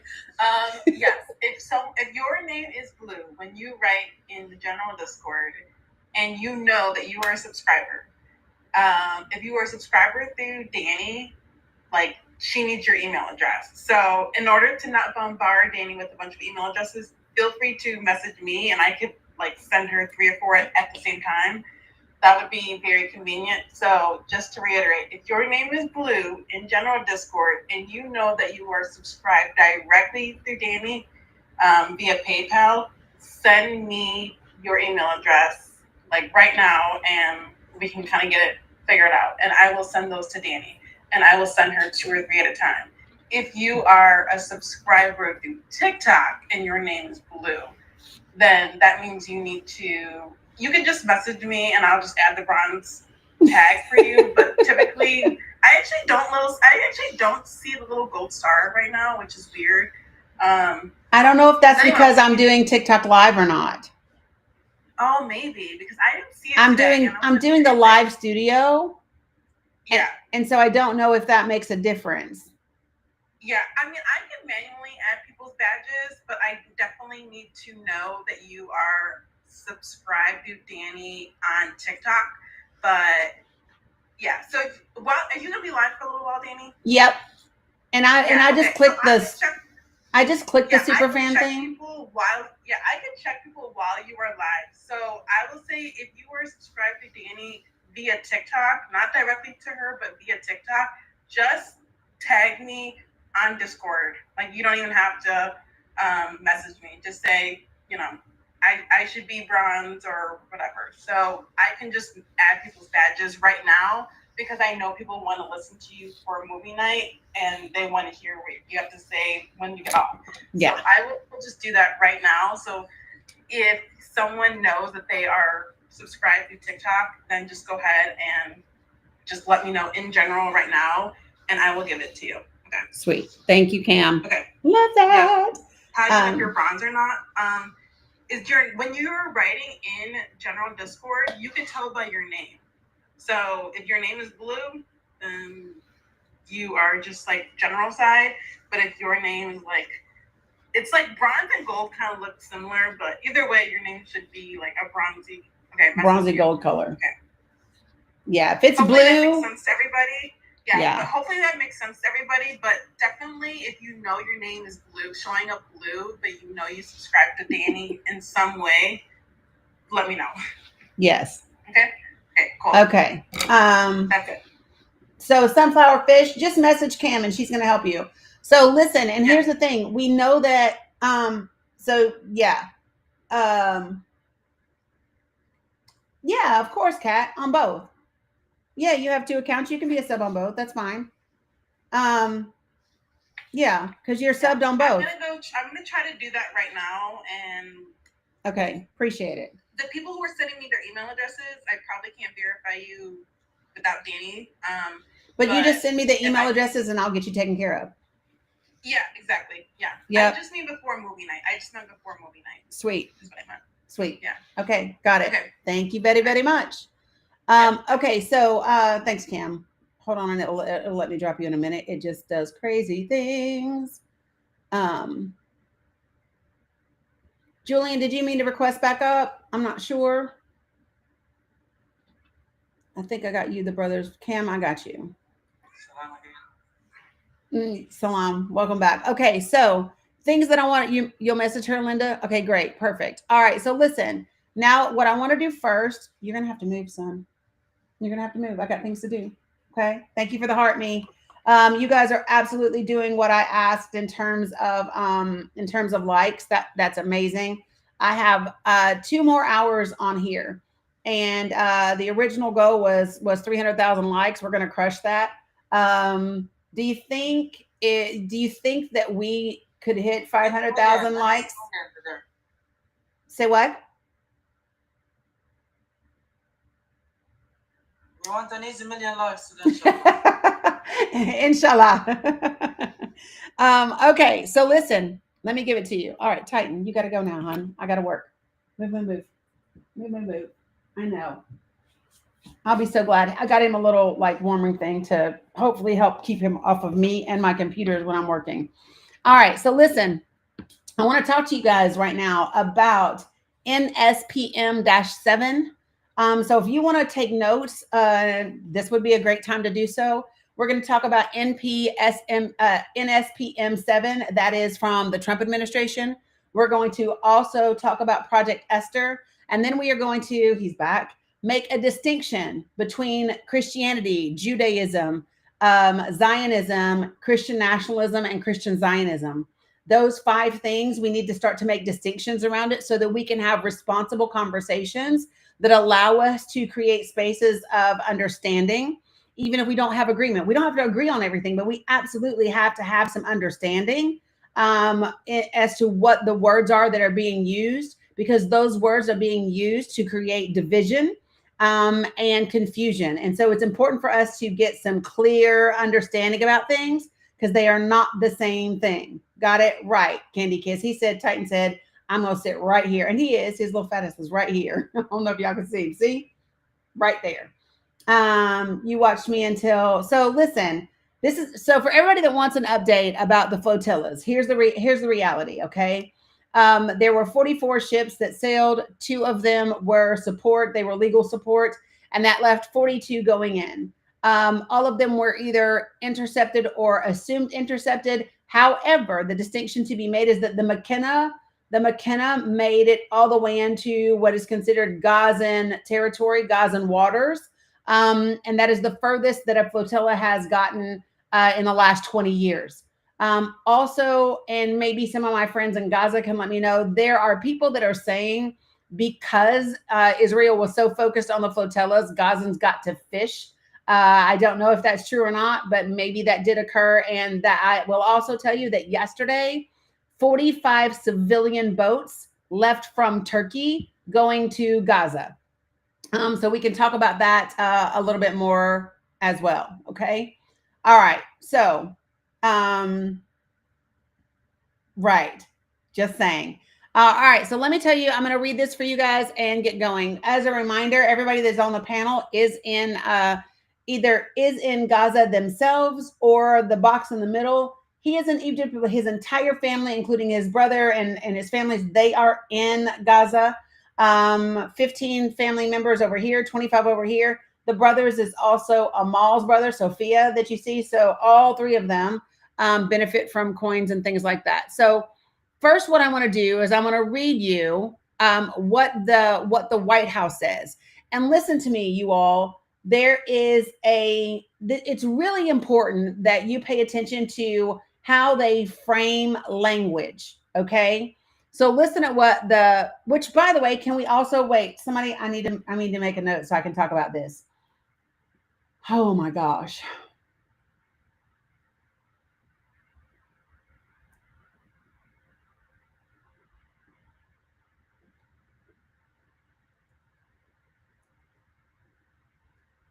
I had forgot that I needed to make a note of something to also share with you all.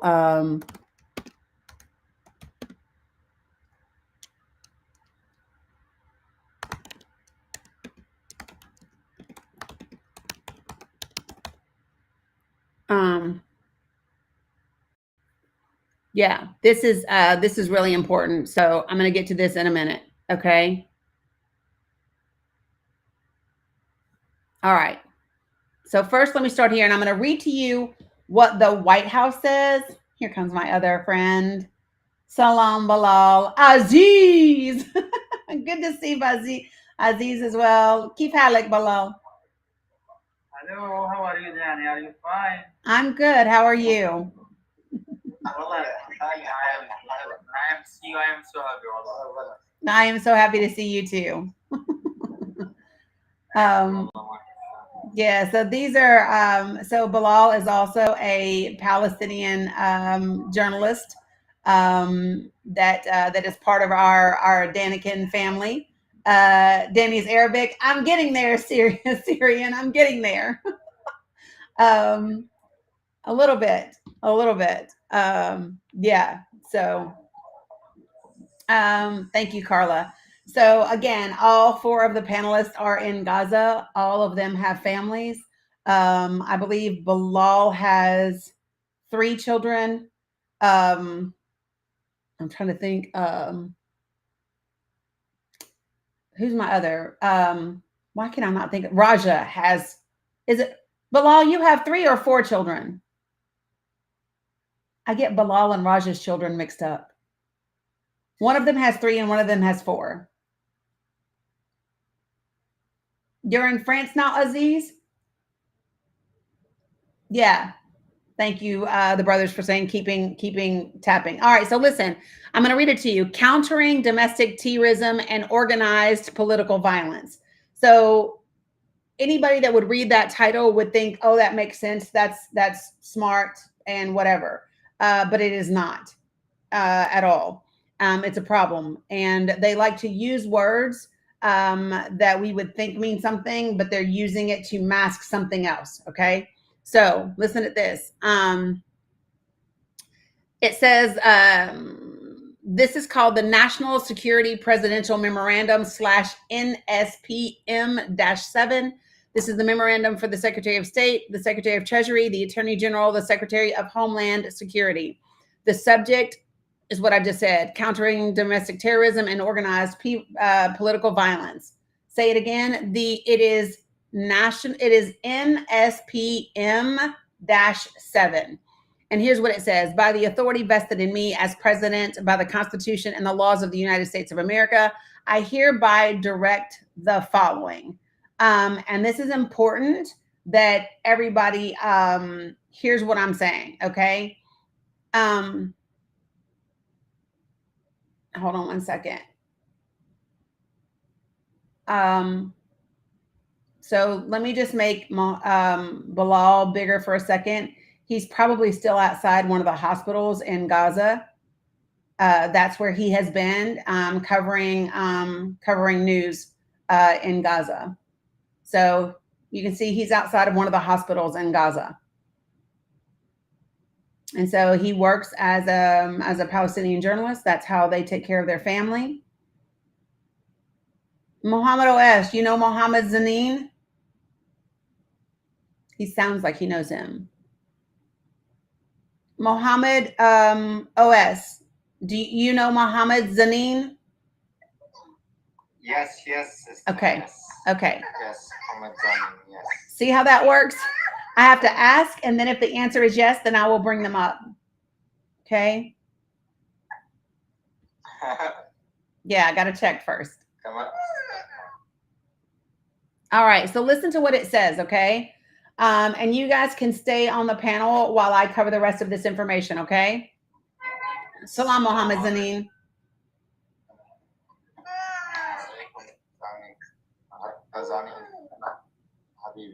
Habibi. Good to see you.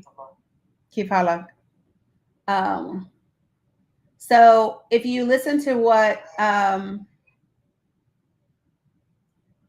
okay, Sin, yeah, just let me know. All right, so listen.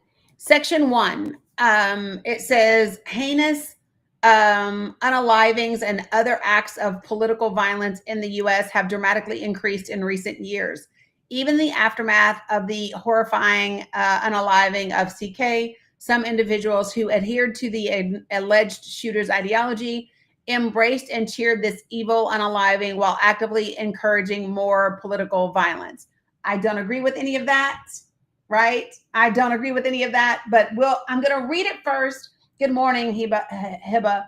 I don't agree with it, but I'm going to read it and then I'm going to address it after I read it, okay? And we will dissect this bit by bit, okay?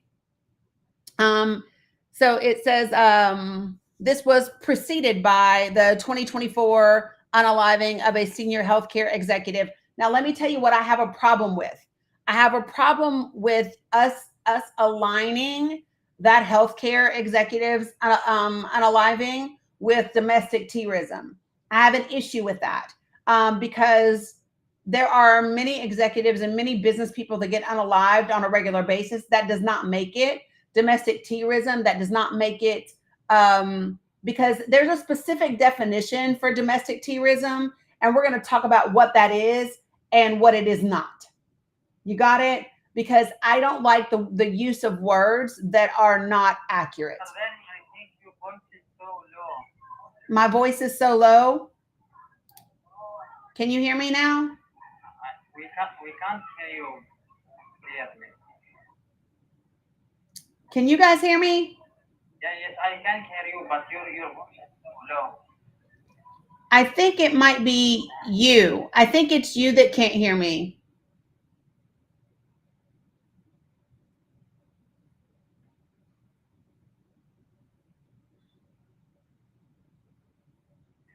Maybe you are wrong. Yeah. I don't know. Yeah, but thank you. I think it's you that can't hear. Everybody is saying it's okay there. I think it's the noise on your end.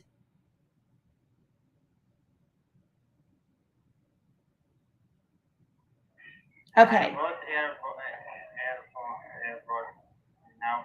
Also, I can't hear you that. You might need to go out and come back in.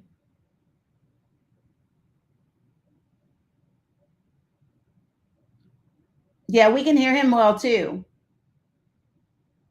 All right. So, I want to be clear about something, okay?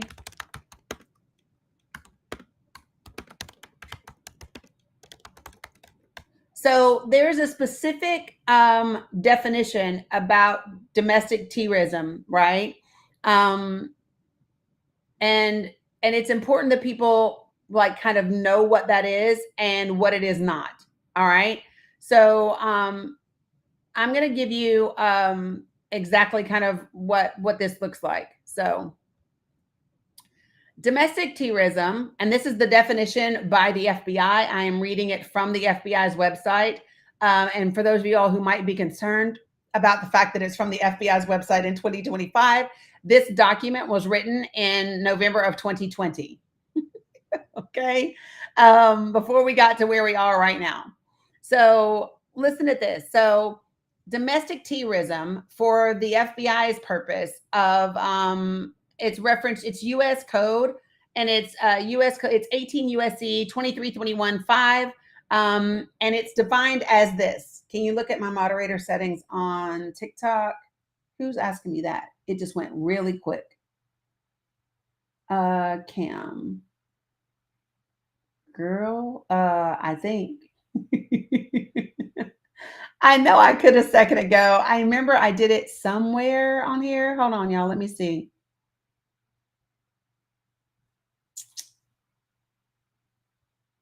How do I do it from here? You need to see the same people as Sandy so that you can view and okay. How do I do that? Give me a second, people. Yep, there's that. I see it. Manage access. Okay, there it is. So you can do all of that. You can do that. Okay, Cam, I just did green across the board, so you should be able to do all of that. Okay. All right. So So remember, folks, everybody that is on the panel is in Gaza, right? And And so gift and help accordingly as you feel free, right? What's up, Shantae? So just reminder of that, and everybody, with the exception of the brothers, they are journalists. Everybody has family that's there. Well, let me not lie. This one in the box right here, he's not a journalist, but he has 25 members in there as well. Okay, so all right. So why didn't this pop up? Give me 1 second, folks. Yep, I know about that. Yes. Now that part, Sin, I knew about that one already. That happened the other day. Farah, did you request up? Y'all bound. I think I have an update. Okay. You want me to share the update then? Sure. Okay, so Trump says, Donald Trump, luckily for Hamas, we will give them a final chance to release the hostages, or the prisoners, as he calls them, all of the hostages, including the bodies up till now. And there must be an agreement with Hamas, and he gives a time before the evening of Sunday at 6 p.m. Washington, D.C. time. Yep. And he also says, if there isn't an agreement, he calls the last chance agreement, he will open the doors of hell on Hamas that the world haven't seen before. I personally don't know what more will he do to Gaza. Right. He didn't do before. I mean, that's so terrible. Right. There's nothing that, at this point, what he needs to understand is that, well, he's an asshole, number one. I'm just, that's my deal. I think so. Yeah, he's an asshole. And the threat, I don't like the threat. And this is where the people have to speak up and say something. It's one, I know I said he's an asshole because he is. And I mean that in every sense of the word. So this is my thing. Threatening people that are in a level 5 famine that is created by people. Like, there's no reason for Gaza to be in a famine other than Benjamin Netanyahu, aided and supported by the United States government, has allowed it to be so, has created it to be so. Other than that, we would not be here. If we want the unaliving of Palestinians to stop, it only takes one thing. All it takes is the United States of America putting an end to it and saying, no, you know what? We're not supporting anymore. We're doing an arms embargo across the fucking board, right? We could very easily do that. We could put sanctions. I don't understand why if every country that put out their condemnation of the Israeli boats intercepting the flotilla, if every single one of those countries put sanctions upon Israel, shit would stop. I am tired of the performative actions, right? It's performative. You're not actually doing anything that is going to help the Palestinian people. And if I could offer you all this, let me give you something if you really want to know. So here's what we know. We know for sure. Hey, Bilal, we know for certain, I want you to hear me, that more than 20,000 Palestinian children have been unalived. We know that for a fact, right? So I want you all to do me a favor. I want you to divide 365 into 20,000. Take 20,000 and divide it by 365. And what that will tell you is that if you went to a funeral, one funeral every day for every Palestinian child that has been unalived, you would be going to funerals for 55 years. Did you hear me? 55 years is how long you would be going to a funeral every day to cover the number of Palestinian children that have been unalived. That's a fact.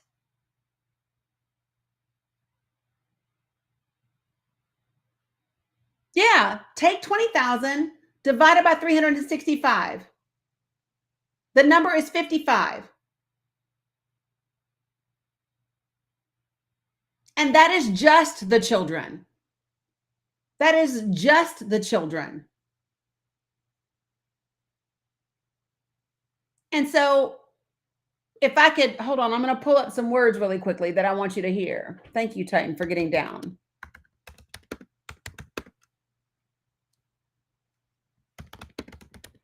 I want you to hear what Pope Leo had to say. No, I'm not.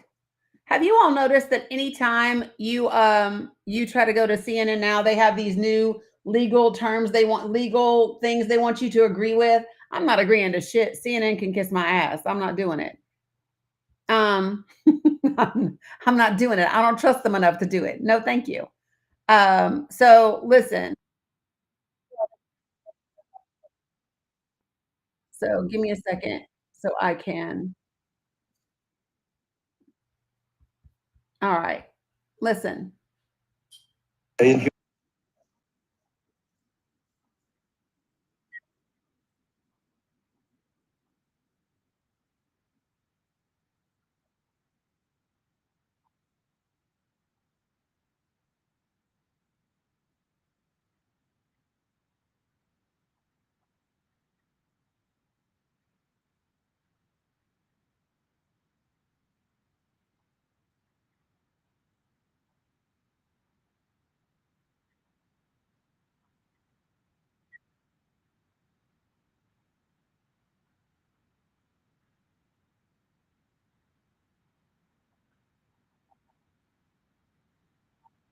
So he just said, listen, if you say that you are pro-life, but you are in favor of the unaliving penalty, if you say that you are pro-life, but you support the inhumane treatment, whether that's of immigrants or anyone else for that matter, I don't know that you can consider yourself to be pro-life. And that's just a fact, folks. That's just it. So I want to remind you all what the FBI says, what the yeah, you're welcome, Sustaining. So listen, this is the fact. I want you all to read what the law says domestic terrorism is. Not Dominic having a 98 in social studies. You better go ahead, boy. He did a project that he turned in today. So they just updated his score and I get notifications.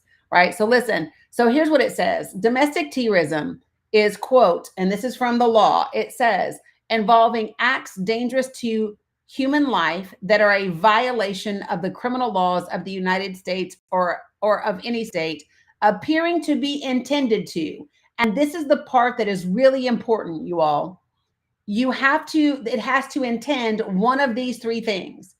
Either intended to coerce or intimidate a civilian population, to influence the policy of government by intimidation or coercion, or affect the conduct of a government by mass destruction, unaliving, or kidnapping, and occurring primarily within the territorial jurisdiction of the United States.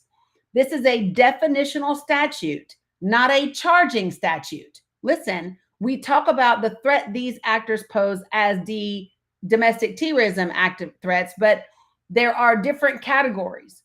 So it is important for people to understand that the unaliving of Brian Thompson does not meet the definition of domestic terrorism.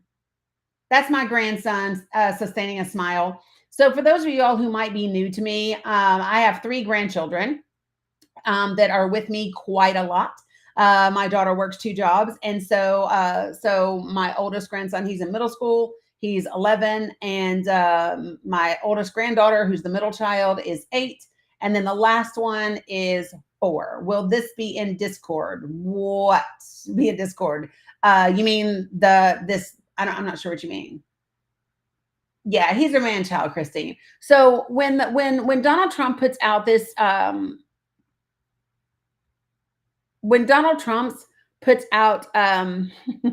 this statement, this presidential action, stop, child. We need to be clear about what it is and what it isn't. Got it? So when he says when he mentions the unaliving of CK, and then he turns around and he mentions the unaliving of Brian Thompson, and he includes those in his definition of domestic terrorism, they don't fit that agenda. We don't have anything from the perpetrator or the alleged perpetrator of Charlie Kirk's unaliving that indicates there was a political ideology behind it, that it was intended to intimidate a group of people, that it was intended to do any of those things. We don't have that in either of these cases. We don't have that, right? So it's just a flat out lie. Tell me in what way either of those alivings was intended to coerce or manipulate the civilian population. It wasn't.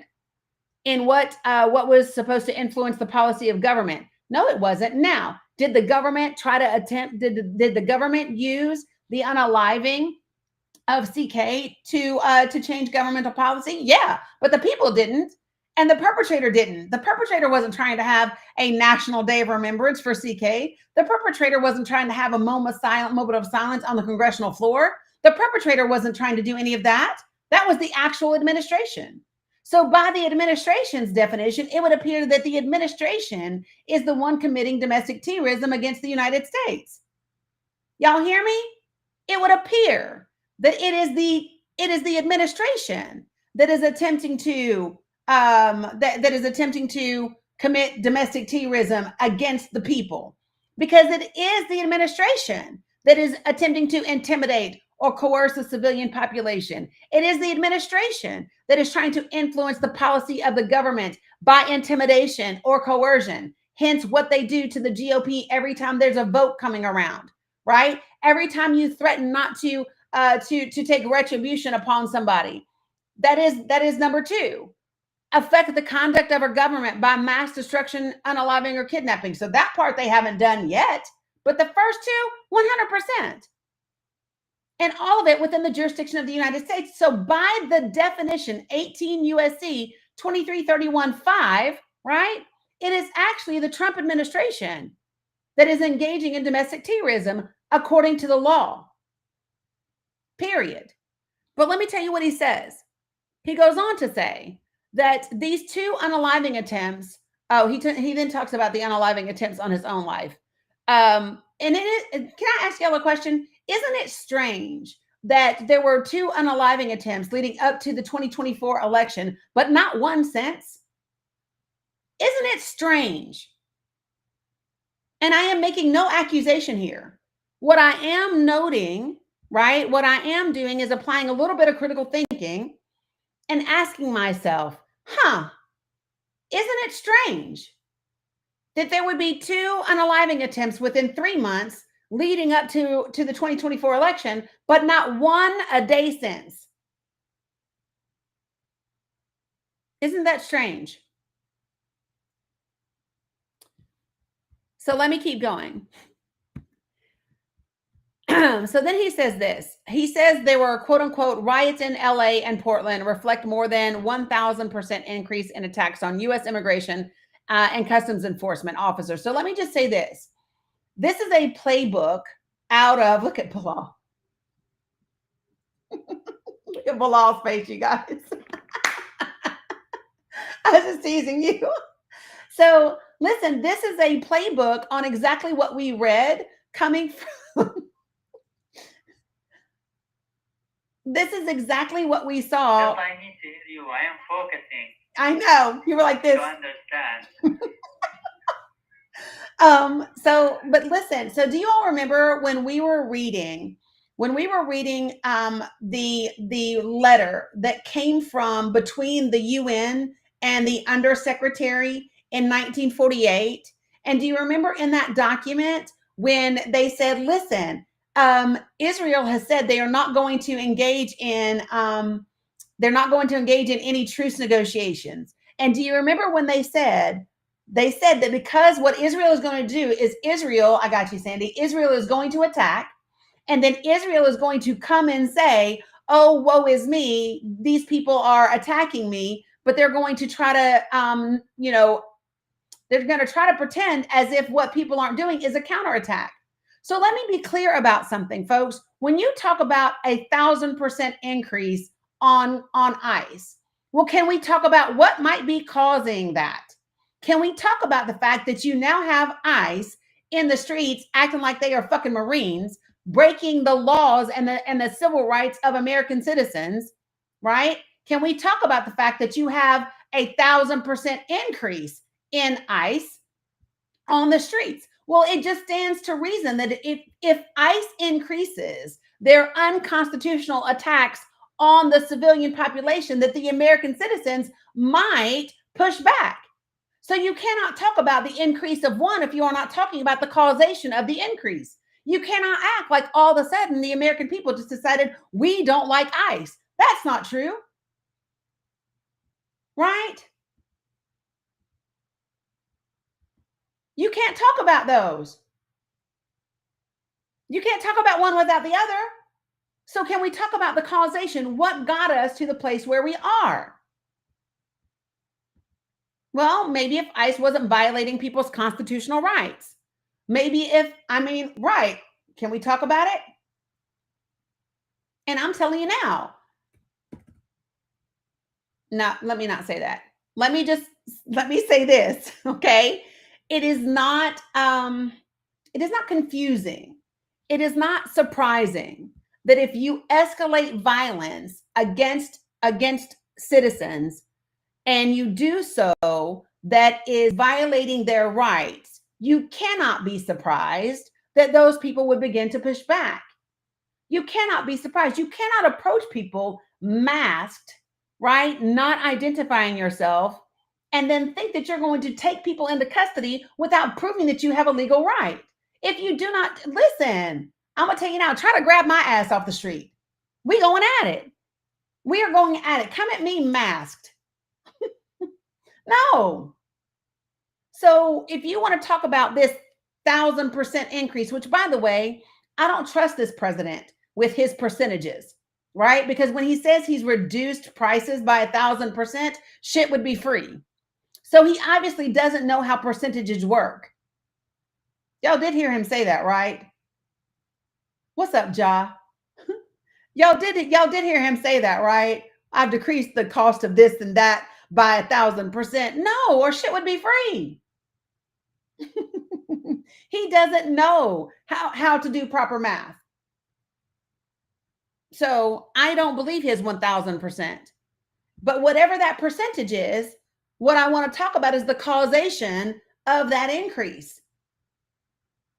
It just stands to reason. Listen, if you if never before, I didn't see you, but all of a sudden, if you never tried to break into my house, but every day for 6 months you try to break into my house, don't be surprised when I whip your ass for 6 months straight. That's the way that it works. Y'all understand that, right? It's not hard. Okay. So, let me continue to read this foolishness from the site. I'm just saying it's true.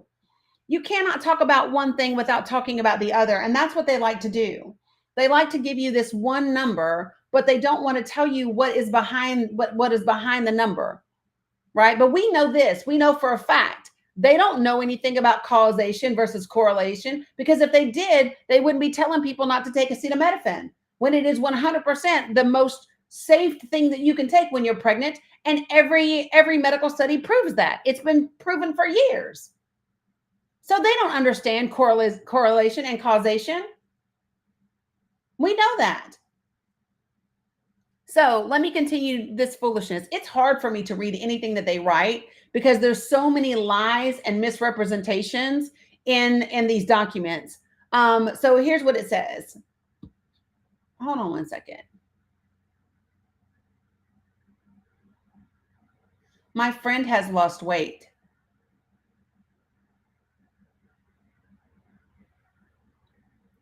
Bilal, you have lost weight, my friend. You're on mute, though.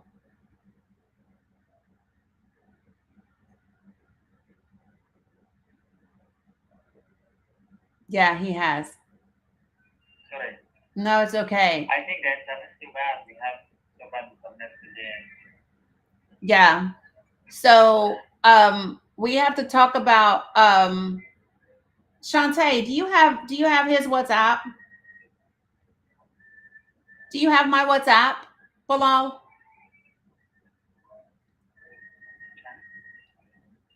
You have WhatsApp? No, I think Shantae have Telegram. Okay, you have his Telegram? I have WhatsApp. You do? Okay, Do you mean me or Shantae? You. WhatsApp. I have a WhatsApp, yeah. Okay, I'm gonna message you. Yeah. I'm gonna I message you. Okay. Yes, I have. Okay. I'm gonna message you my WhatsApp. Okay. Okay, I will send you. Okay. Yes. So Inshallah, inshallah. inshallah. Okay, listen, folks, I'm gonna say this. So if you notice, Bilal Hill, he hasn't asked me for anything. He hasn't asked me anything. But what I notice is he's gotten skinnier. He's gotten tiny. So now I need to have a conversation. I need to say, okay, so how many people are in the family?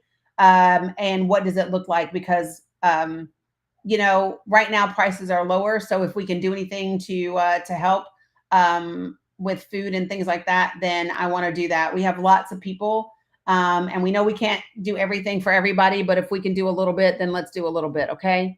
Sorry, he just caught my attention, y'all, because I normally only get to see him from here up, but when I got to see from his whole body, yeah. So we got to do something about that. Okay. Let me continue. All right. So, right, Sin. Yes, Sandy, I got you. Appreciate you. All right. So, okay, so let me say this about this sentence. He's got this sentence in here and he says separate anti-police and quote unquote criminal justice riots have left many people unalived and injured and inflicted over $2 billion in property damage nationwide. Perfect. I got you, Bilal. So let me say this when we talk about property damage. I do not care about property damage when it comes to the lives of people. You want me to care about property that is insured. You hear me? Property is insured. People's lives are more important than property. And by the way, if you all gave a shit about people, then people would not attack your property. But what it is you all put your property and the property of corporations over the health and well-being of people. So when people want to get your attention, guess what they do? They damage your property. And guess how we know that this is not something that we don't all understand? For those of us who watch Waiting to Exhale, what's the first thing that happens? Your throws get thrown out into your BMW and your BMW set on fire. Now, I don't advocate that. I got it, Bilal. I don't advocate that. I do understand it. And I do understand it as a very natural human reaction to depravity. It's a very natural human reaction to having your autonomy and your civil rights violated. That's it. And it's because when we ask nicely, you don't do the right thing. Right? And you are trying to make laws that prevent our ability to ask nicely. So what is it that you would like for people to do? If you gave a damn about people as much as you do property, then we would not be having this conversation. So I don't want to hear about $2 billion in property damage. I don't want to hear any of that. If you want to talk to me about property damage, right, then we will start talking about the lives of people. Right?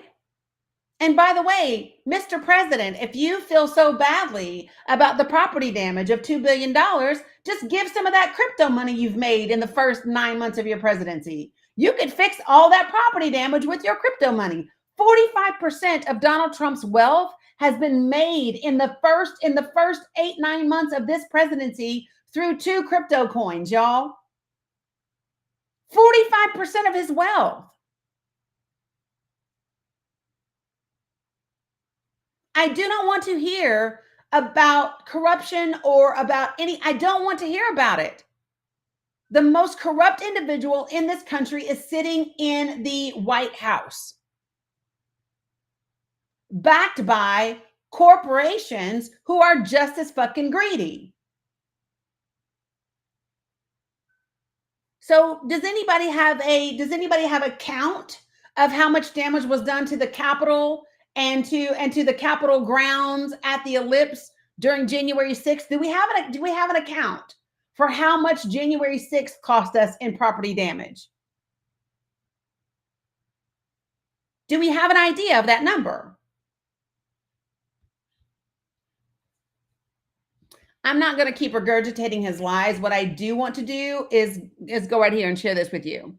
So, let me tell you what they want to do now.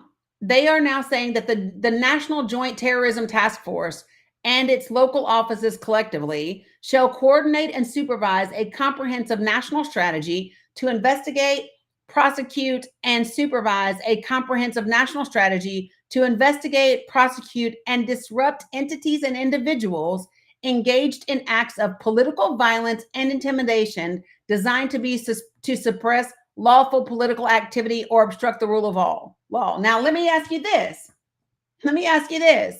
Are they going to be investigating anybody on the right? Yeah, no worries, Shantae. I mean, so we definitely want to make sure. So what I would like is when we have folks on the panel, I want to get them to at least 2K in case they lose internet, in case they're not able to join. So listen, this part's important because this Project Esther shit aligns right with it. So let me tell you what they want to do. So Project Esther, this is by the Heritage Foundation, and here's what it says. It says, our intent is to organize and guide all willing and able partners in a coordinated effort that employs all available resources to combat the scourge of anti-Semitism, which means to combat the warranted, justified criticism of the government of Israel, Benjamin Netanyahu, the IDF, and the government of the United States. Y'all hear me? That's what that means. So it's important to connect the dots and to call a thing. You hear me? So when they say that it is to combat all of that, it's important to say, no, that's not what we're talking about, right? So listen, its members hope, so listen, oh my gosh, they want to create the National Task Force to Combat Anti-Semitism. You hear that? So guess what? The National Joint Terrorism Task Force, right? 1, to go after anybody that is critical of the United States government. 2, to go after anybody that is critical of Israel.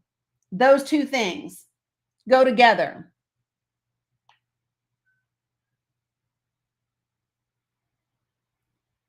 It is important that we bring those two things together so that we understand that they are targeting American citizens for their free speech.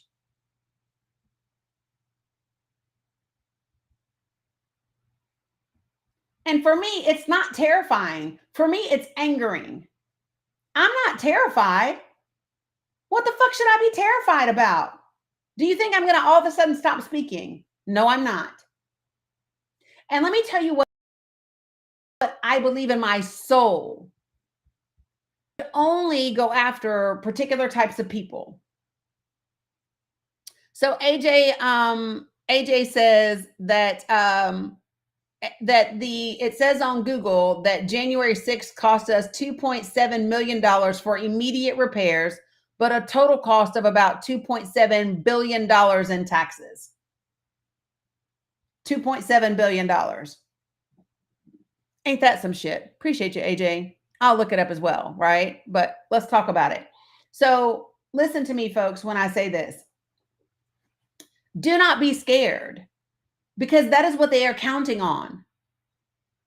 Listen, you have to understand that if they can scare you enough now, before they've taken all your rights, to be quiet, then you will not have the right when you really feel like, oh my God, I can't take anymore.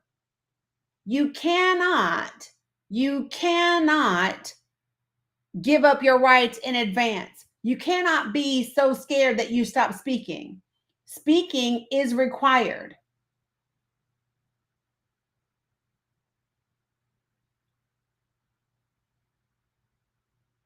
Y'all got it?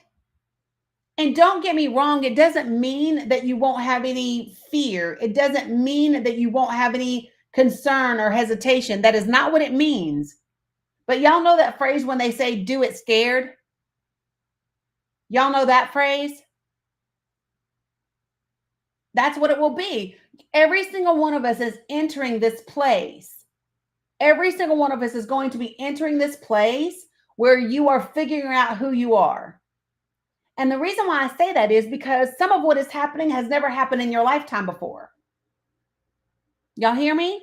What is happening now has never happened in your lifetime. So you are now figuring out who you are in this time. And I know that that is true for me. I know that that is true for me.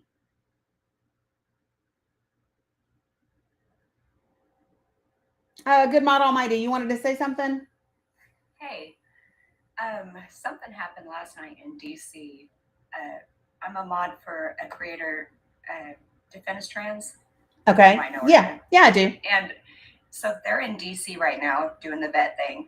Yep. Right? So all of those tents have been set up since May 1st. Yeah, they took them down. Yep. They ripped them down last night, guys. They sure did. They claimed that one of the people that were in the group messed with one of the statues, which was a complete lie. And then they tore all those tents down. Yep. And they've been there since May 1st. So that was a big freedom of speech thing that just happened in DC. Yep, 100%. And this is my thing. So just in case y'all didn't know. 100%. Appreciate you for sharing. So listen, and this is the time, let me just tell you what happens. So this is the time where somebody just needs to put them tents right the fuck back up and say, okay, if you believe that somebody messed with a statue, then what you do is you bring charges. You bring those charges, it goes before a court of law, and then that's how you do it. Y'all get it? Like, we don't just take down people's stuff. Nope. That's not what you do. And this is when you get civil rights attorneys to sue the shit out of them. You hear me, folks? This is what you have to determine about yourself, who you are going to be in this moment. So let me tell you what some of the law reviews are saying about this new executive plan coming out of the Trump administration. Yeah, I've got that pulled up as well. Give me one sec. Rig was there last night and we were in all night. Nobody touched anything except Cam the op. Gotcha. It's the one that we were just talking about. Give me a second. Good gosh. NSPM-7. So that's the one that I'm talking about. Give me one second while I finish doing this.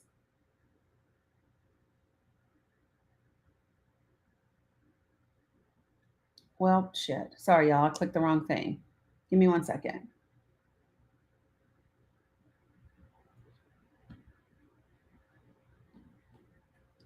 Ooh.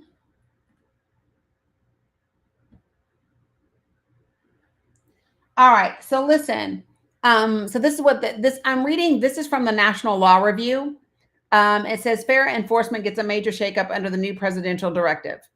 On September 25th, 2025, President Donald J. Trump issued National Security Presidential Memorandum, which is the NSPM. That's what National Security Presidential Memorandum stands for, -7.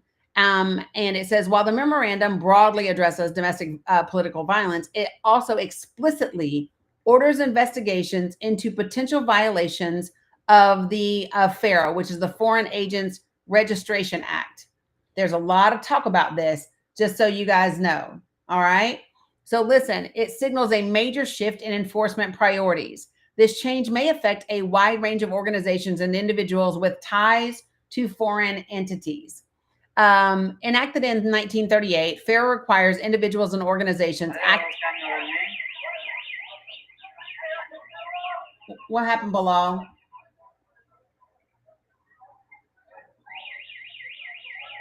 I think the targeting right now, this is people names. Do you hear the alarm going off? He said he thinks that they are targeting right now. You can hear me.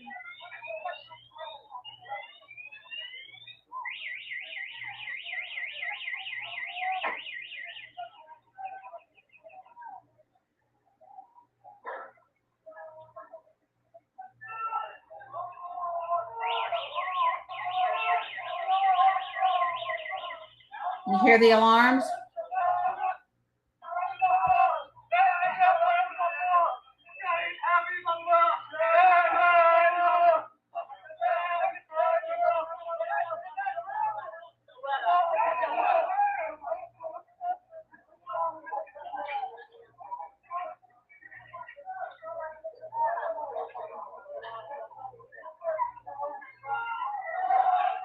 I think you are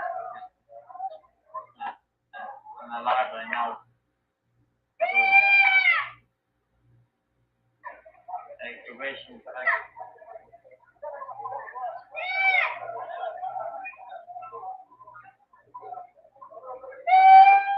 It does.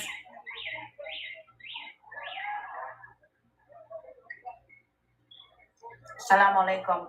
Really quick, everyone is asking what happens. Usually when those when you see those little ambulances popping up, there's injuries and or martyrs arriving. Where he pointed that camera with a little white, it looks like a little white shed almost. Yeah. That's where the martyrs go.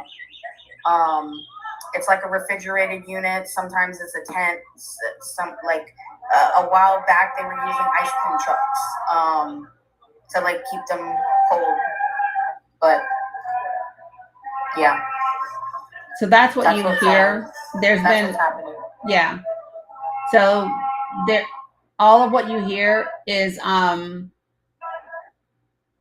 where there has been a targeting and there's been either injuries or a martyr or see that white tent over there? That's what he's showing you. And that's where those people will be taken. Shantae, I don't know any of the other people that have requested. If you do, let me know. I think there is also another people right now coming. There's another one coming. So that tent is not a medical tent. When she says that's where the martyrs go, that means they have been unalived. Yep. See, here comes another one. So on the left side of that car, on that side, you see where that it looks like a box almost. Yep. That's where the martyrs are. That tent, it could be a medical tent, maybe. It could be a clinic tent. It could be. This is Bilal. There's been another targeting because they are bringing in victims.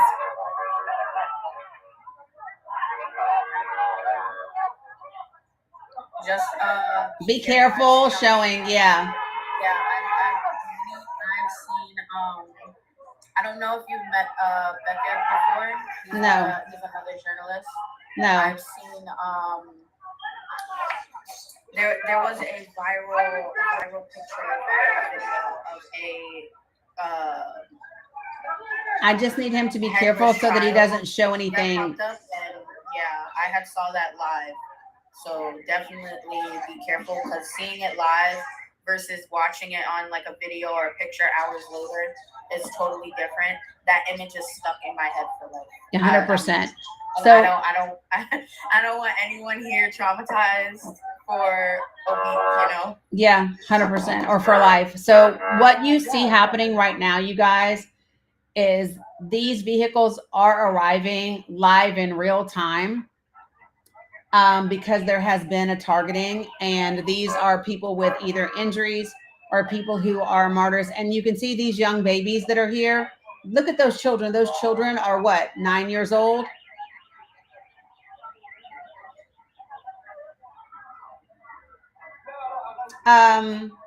If A Money or DJK is around, It would be great just so that somebody can let him know. I just need to be careful what is shown so that we're good, you know?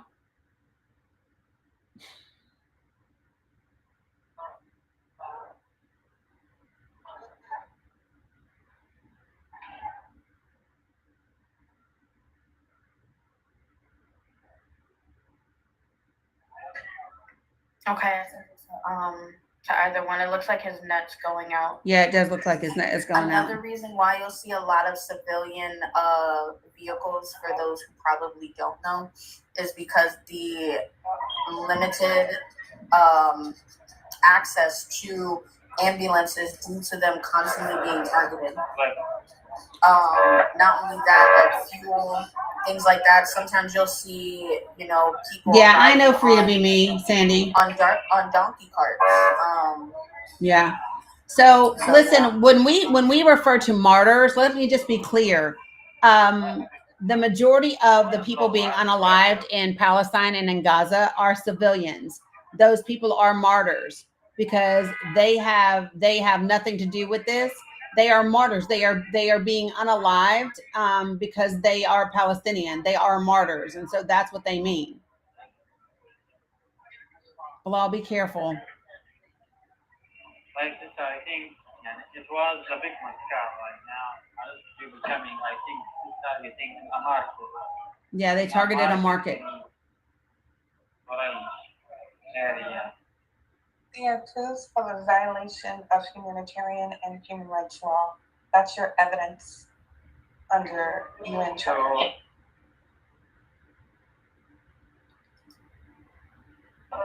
Yeah. Stay. You feel so weird. Like you can't say stay safe.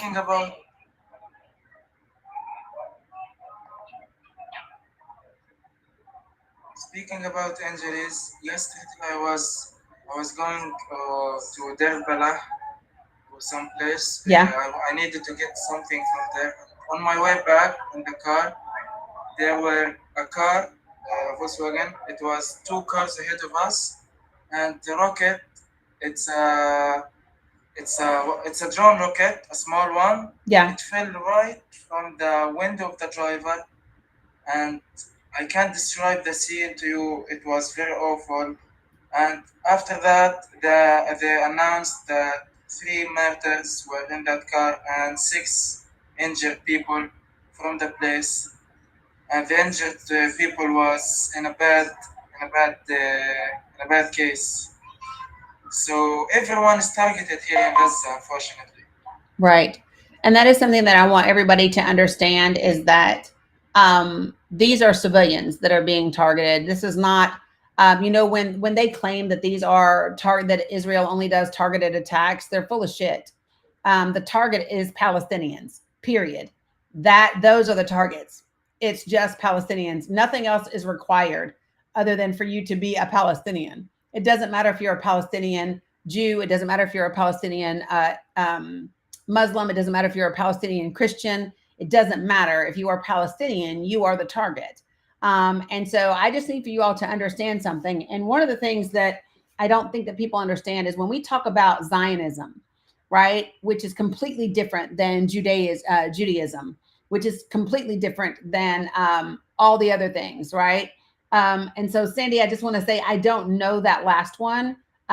So Shantae, do you know the last person that's been brought up? Because I do not. Yeah. Okay, cool. As long as you do, because I do not. Okay, cool. So I just need you. Go ahead, Bilal.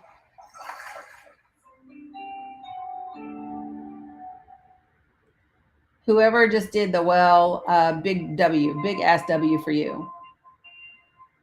Okay, thanks, Sandy. Big W, sweet like. Big W, sweet like money. Bilal, you wanted to say something? Hello. Samani.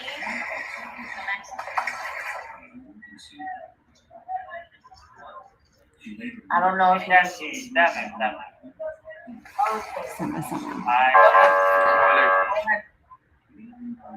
Alaikum salam. Salam. Okay. So for Hey, Sister Danny, I have some work right now. okay. Okay. I want to go right now. Okay. By the way, I'm sending you my number and what. Yes, I'll message you in WhatsApp. I saw it. I got it. I'll message you. Okay. Thank you, Danny. So I will see you again. Inshallah. Inshallah. I'm sorry. Bye bye. Bye bye. So,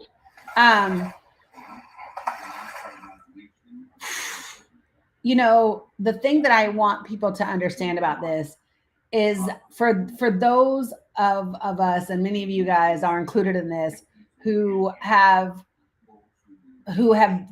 gotten to know our Palestinian friends and love them dearly. It is difficult. It is difficult to sometimes wake up or to get on or any of those things and not know what you're going to see. It is really challenging because you do not know. You do not know. Like we're literally in the middle of a broadcast talking about, this national security presidential memorandum and talking about Project Esther at the same time. And then all of a sudden, what do we see, right? We see the fact that there's been a targeting, and we see regular cars coming in with martyrs and people who are injured and people being carried into a hospital. It is very, very, appreciate you, Sweet Like Money. Big W, Sweet Like Money, taking care of the panel. It's just something that I really want people to understand, that this is their everyday life. And for people who don't understand what that is, I would say to you, I don't need you to understand. What I would like for you to do is to be empathetic. I would like for you to find some empathy and what that means. And whatever is required for you to get there, fucking do the work and get there. Real talk. Okay. I'm gonna give you the numbers that I gave you a minute ago, and I'm gonna say them again so that everybody understands. Because in case you're new and you didn't hear me when I said it before, hear me when I say this. If you were to go to one funeral every day, one funeral every day for every child in Gaza that has been unalived, you would be going to funerals for 55 years, because 20,000 children have been unalived in Gaza. Okay. Shantae and Dr. Emmy and Frida Be Me, can you guys run the live for just a second? I gotta take this. Hello? Yeah, go ahead, Danny. What's up? I also want to that's just for the children. It doesn't include the هلا Hamad. كيف حالك؟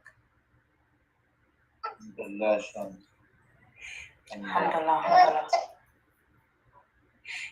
Yeah, that doesn't include the men and women, the fathers, the brothers, the uncles, the cousins. It doesn't include. I was just about to say that. It doesn't include that. It's only the So don't go. The children. What do you mean? So just imagine with it being, what'd she say, 55 years just for the 20,000 just for the 20,000 children. And some people, we can't even have a proper burial, or because either they have been obliterated to dust.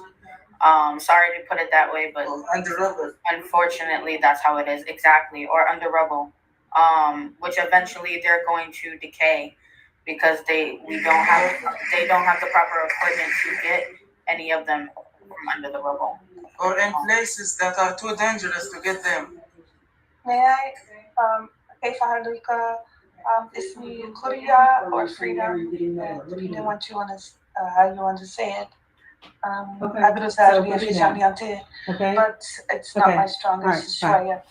I want to also express this as an international human rights law advisor. One of the most dangerous things about this also is that when you have situations like this, you cannot keep watch, which is water health and sanitation. And one of the most dangerous things within urban areas or non-rural areas when you have conflict, um, you cannot keep sanitation up to prevent any type of spread of illnesses. This is a serious, serious issue. So it's not just about the actual, just only about the physical threat, the physical violence towards um, our comrades here. It is also about the aftermath. And when you are delivering humanitarian aid in these situations, it also makes it harder to reach people because of these circumstances going on. So it creates an even more devastating rape. Sorry, somebody's kind of whiny today. No worries. For them as well. So I just want to add that to the scope or the impact of this so that people understand just how bad this is. So sorry about that. So No. I just wanted to add that to you, Shante, or whomever.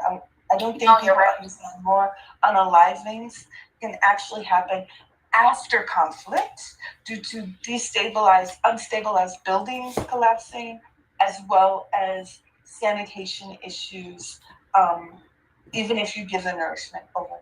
Yeah. So I wanna reiterate what she was saying. If you all remember when I interviewed Dr. Mimi Syed, one of the things that she talked about was the like the raw sewage in the streets, and she talked about the reality that water filtration systems and buildings have been targeted, and sewage systems have been targeted, and so there is a lot that happens. That is just beyond just like the physical targeting of the individual people. And so it's important for people to remember that we are talking about a level 5 famine. We are talking about, right, and it is also against the law. So what we see the Israeli government engaging in are crimes against humanity. It is against international law. They are specifically starving people. They are targeting their water and their sewage systems. None of this, number one, and I don't give a fuck who gets mad. None of this is godly. I don't care what you believe. I don't care what religion you belong to. I'm going to say it 100%. None of this, none of this is coming from love. And for me, I don't care whatever denomination you are, whatever religion you believe in. To me, God is love and love is God. And so if it does not come from love, it cannot be from God. And God does not starve people. God does not unalive people. God does not do any of those things. I don't care what you say. You cannot convince me any different. Now, maybe your God did. And if you want to talk about the God of the Bible, well, you can talk to me about the Old Testament God. What you cannot talk to me about is the teachings of Jesus Christ, which is where we are supposed to be living now, right? So what did Jesus say? Jesus said, we are no longer under the law. So you can miss me with every bit of that. You hear me? Nope, the devil doesn't do that stuff, Carrie Morrison. Man does that. I need for everybody to remember that Jesus beat the devil's ass. People like to blame the devil because people don't want to be accountable for their own actions. People like to blame the devil. No, that's people. That's people doing that. I just want us to be clear. That ain't the devil. That is man. That is human beings. I need for folks to understand. It's not some strange whatever. No, that is people. That is human beings being driven by power, by money, by greed, by the love of money. Let me be clear. Y'all follow me on that? Sorry. Go ahead. Abin Gaza is asking if he can come up. And also, I think people need to understand the reason why these are prohibited targets is because you cannot control the scope of damage. Under international humanitarian law or the law of armed conflict, you cannot target things or utilize things that do not have a scope that you can control. So, for example, dams, water systems. You don't know where that's irrigation systems, sewage systems. You can't do that because you don't have control on how far, and it doesn't necessarily end the war and causing the opposition to re-strategize what they want to do. What it does is it harms more civilians, and you are also supposed to do something called the law of proportion. In human rights and humanitarian law, you have to see what the proportion of risk to civilians is going to be based off of your target. Yes, you can unalive civilians in war. You totally can.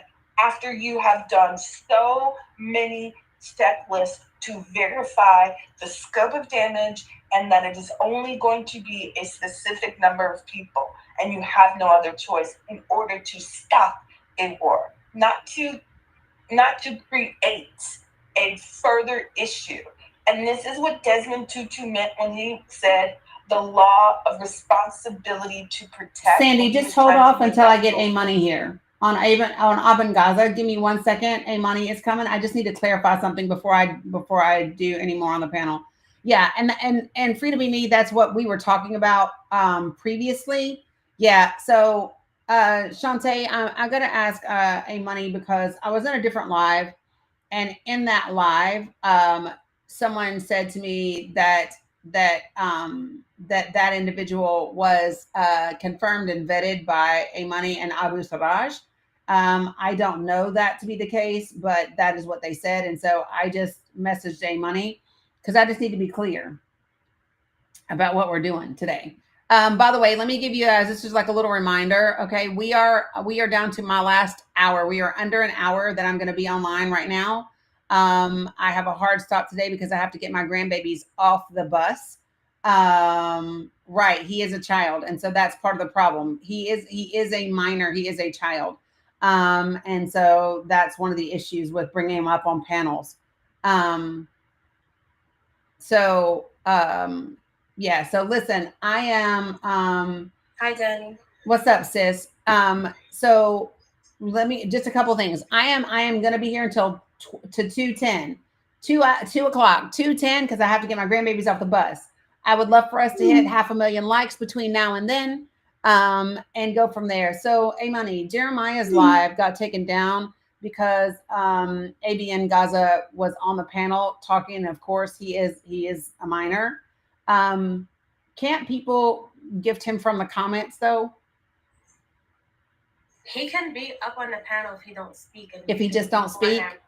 Yeah, but also at the same time, we've had him up on our panels and it was okay because he's speaking in Arabic. He's not speaking in English. Oh, he was talking to us in English. Oh. Oh.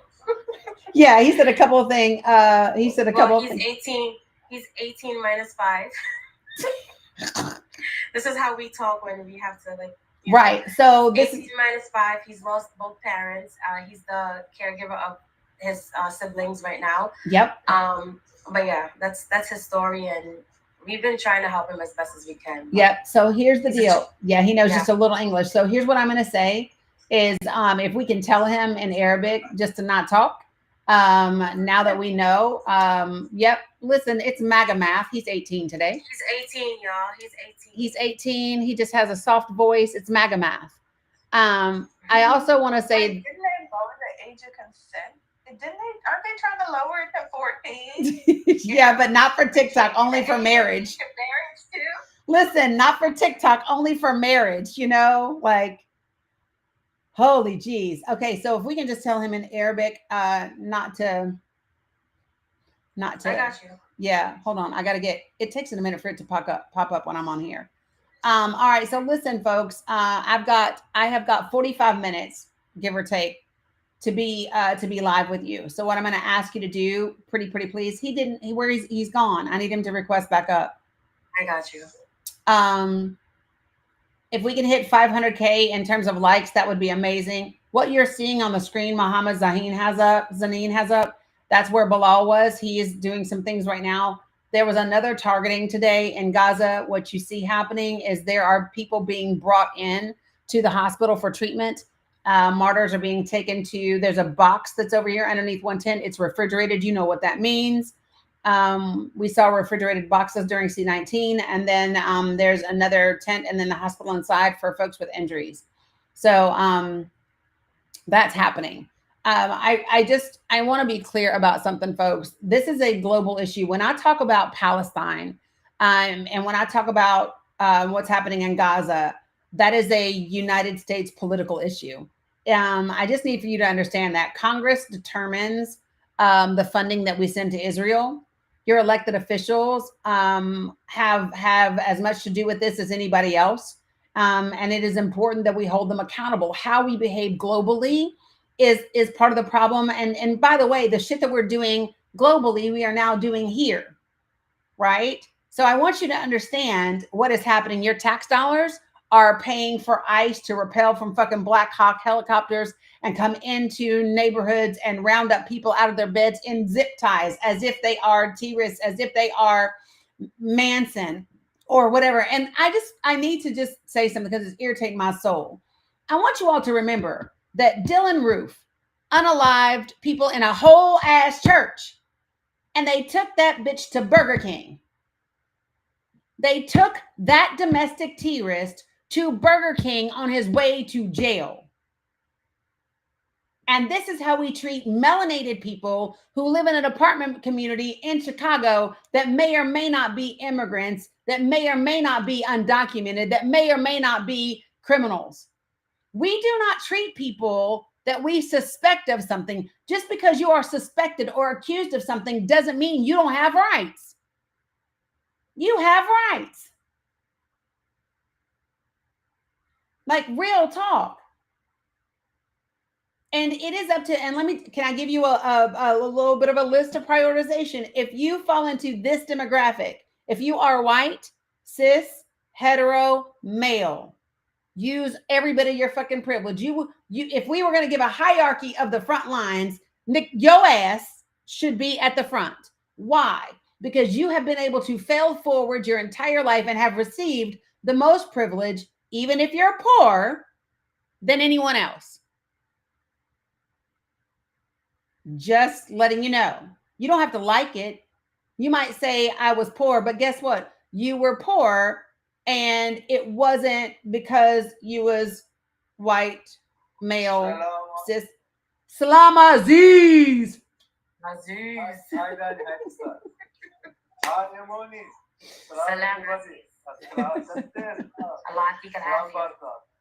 Salam. Exactly, Linda. That's what I'm talking about. Keep Halek, Aziz. Halek. Oh, I am good. Alhamdulillah. I am good. I am good. Answer hospital. You're out. I am good. Yes. I'm going to. Yep. Well, I needed to let me do both. Why won't it let me do both? You have the expand too? No, not on. I'm on TikTok Live Studio. Oh, so you're not gonna have it. It's okay. That's okay. It's gonna be what it is today. Yeah. Who are we supposed to be gifting? Nicole.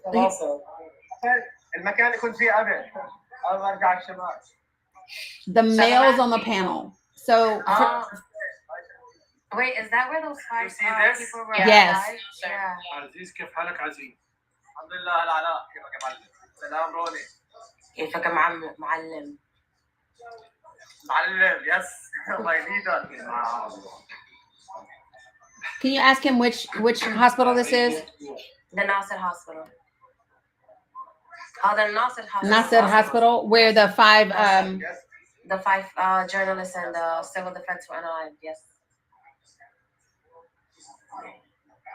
That's the same one. This is where Dr. Mimi was at too, Daddy.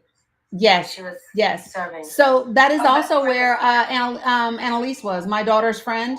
She was she was an ICU critical care nurse at that hospital, at Nasser Hospital. Yep, that's where she was. I want you all to see in the background. You see those babies? Those I are want to see the kids. those are children. Yes. Those are our babies. Those are our babies. Yeah, those Many are people babies. are here. So frustrated. So frustrating. And do you know Guys, I'm what's just trying to live a normal life among this destruction and all that's what I was this. gonna say. So, what should we do? That's what I was gonna say, brothers, Not is normal. It's not normal for them. They should not be living this life. And what foundational changes are happening to them? What type of PTSD are they facing? How will they cope on this and digest this as they try to survive in this and grow up into adults that are supposed to be productive in their environment? How will they be able to manage their stress levels because of this? This is going to change them as young adults and as they cope with this throughout life. right. And it has to be addressed. Yeah, 100%. Also, can I also address one thing too? People are not understanding that the B1Bs that were dropped on them, I think it was like 70,000 tons by now. The air that they're breathing is not good. Yes. Hold on, y'all. Y'all know me. I'm multitasking like usual. By the way, Nanny, sorry, I was on a call. You cannot double screen while you're on The studio. Yeah. Okay, it's all right. I'm trying to. So this is the thing. You know, they like it when you use the studio more. So I'm trying to do that more, even though it's not my fave. So I'm just working with it. But thank you for letting me know, because I keep learning shit every day. Because I don't really, it's not my jam, but it's okay. Look at that mom with her little baby. Yeah. I know. I heard you the other day. It was like, I'm tired of it. Yes, We about to Shantae. switch over to the cell phone. Yes. So you all see this mother right here? She's holding an infant. If she turns around again, you will be able to see she's holding an infant. See, that's a baby in her arms. Look at that 1800 horse with the carriage. Right. You're wrong for that. You're wrong for that. It's like in the 1800s.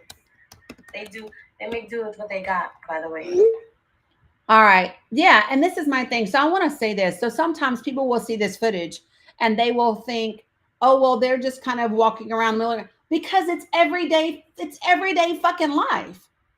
Do you all understand that targetings and unalivings and boom booms are everyday life?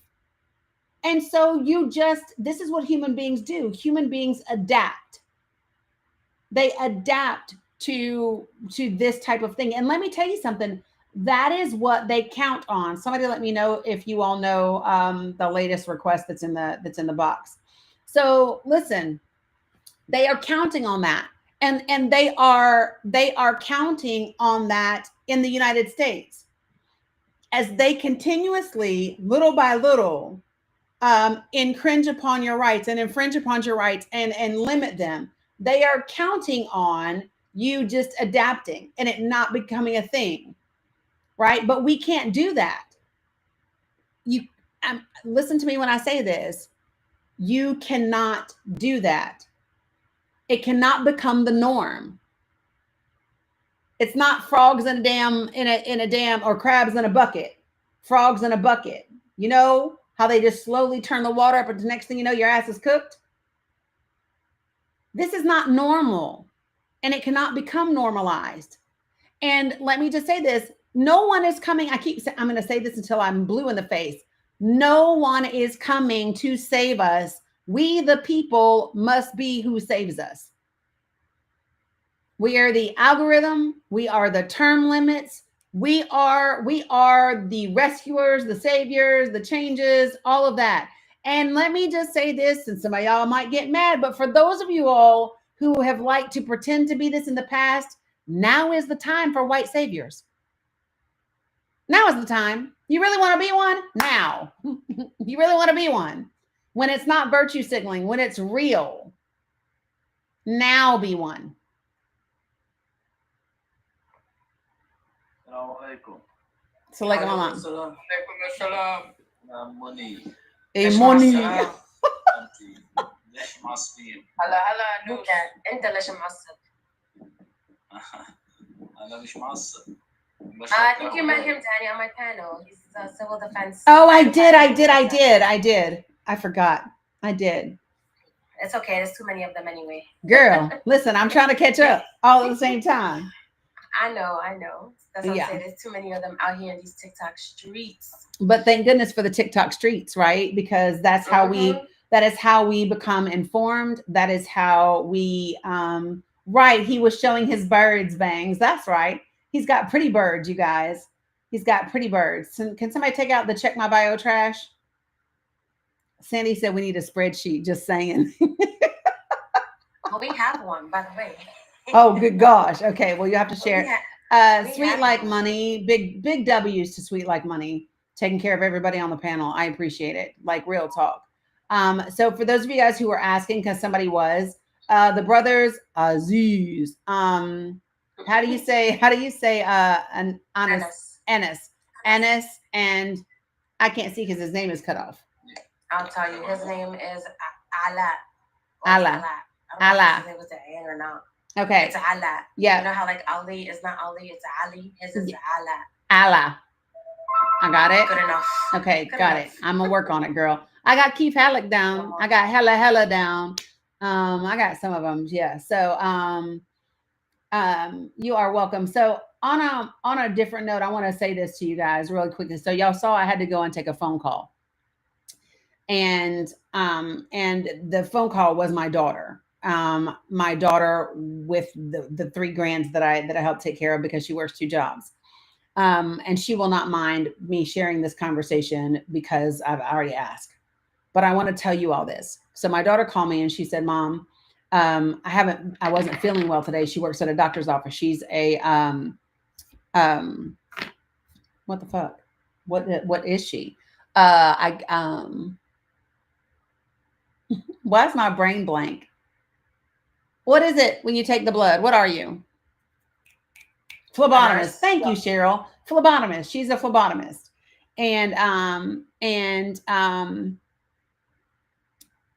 So she wasn't feeling well. She worked as a doctor's office. So they took her blood pressure, which was 134/82, which was a little high for her. And not money translates and DJK translates and all the things, right? And so anyway, and her resting heart rate was 120. Okay. And so her doctor's office was like, because she needed to leave that first job and go to her second job. Right. And she said, my doctor is saying I should go home and rest and try to get my blood pressure, my heart rate down. But I can't afford to like miss work today. And so this is the conversation. The conversation that I had was, how much would you make tonight? And so we calculated the dollars and I said, okay, I will send you that amount.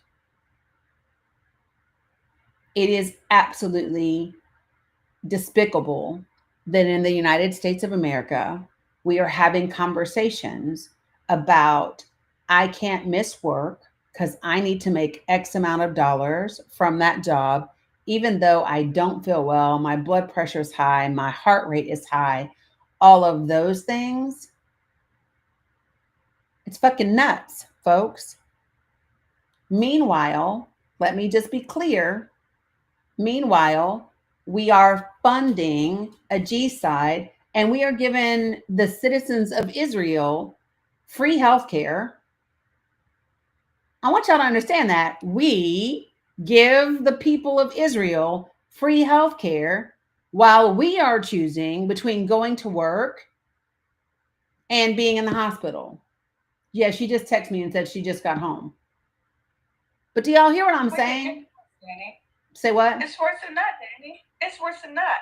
While we are at a stage in which we are even being targeted by our own government, based off an ideology of what they get to determine is a threat to American security. 100%. So not only are you struggling to pay your bills in some cases, but you are also being seen as an enemy without justification or true definition so that you can get to the next target. Which is exactly what we were talking about when I was covering the national security presidential memorandum. That's exactly what we were talking about. That same targeting, the same thing with Project Esther.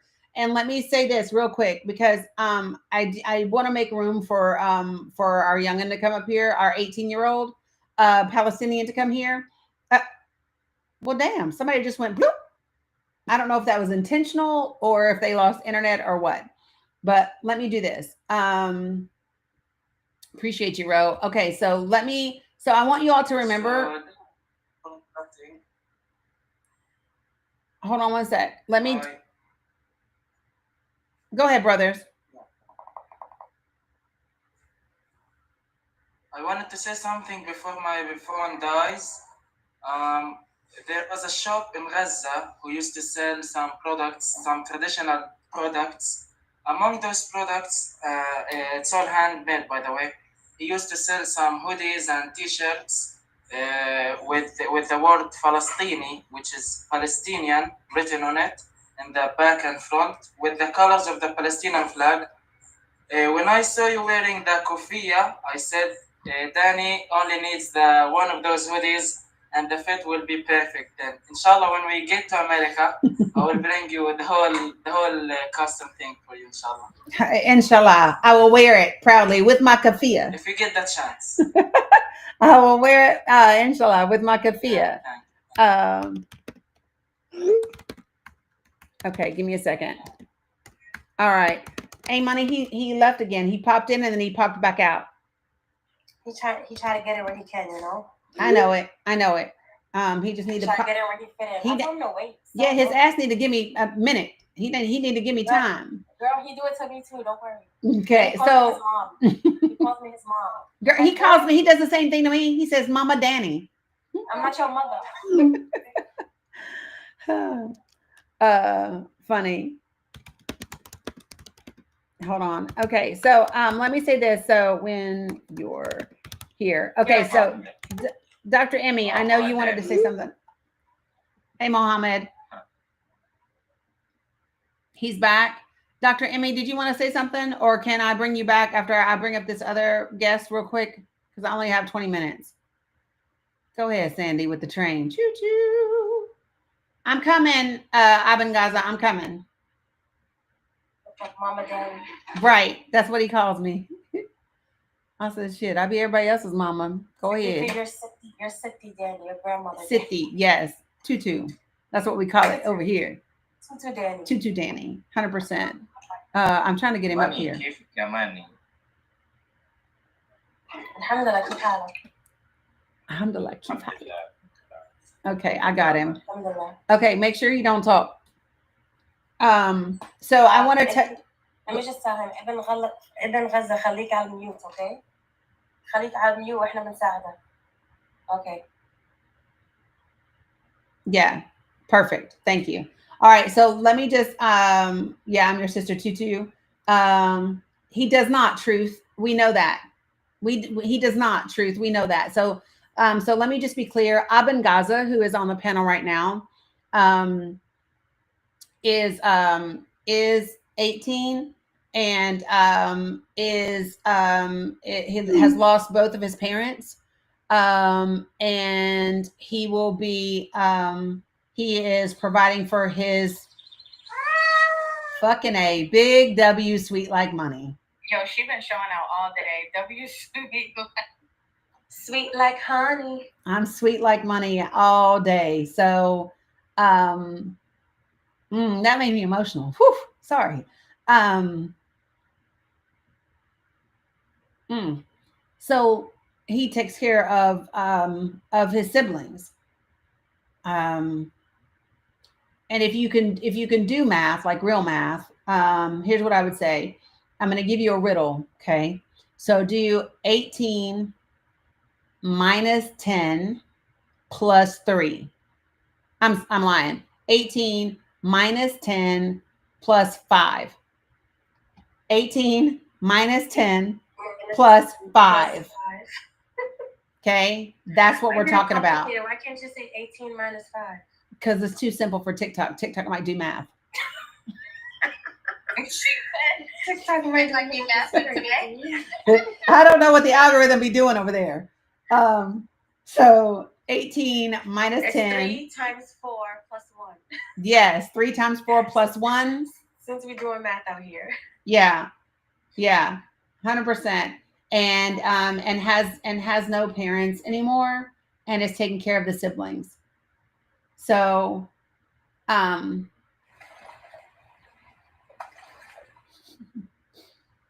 see my people. I love it. Listen, this is why I'm never concerned. Y'all hear me?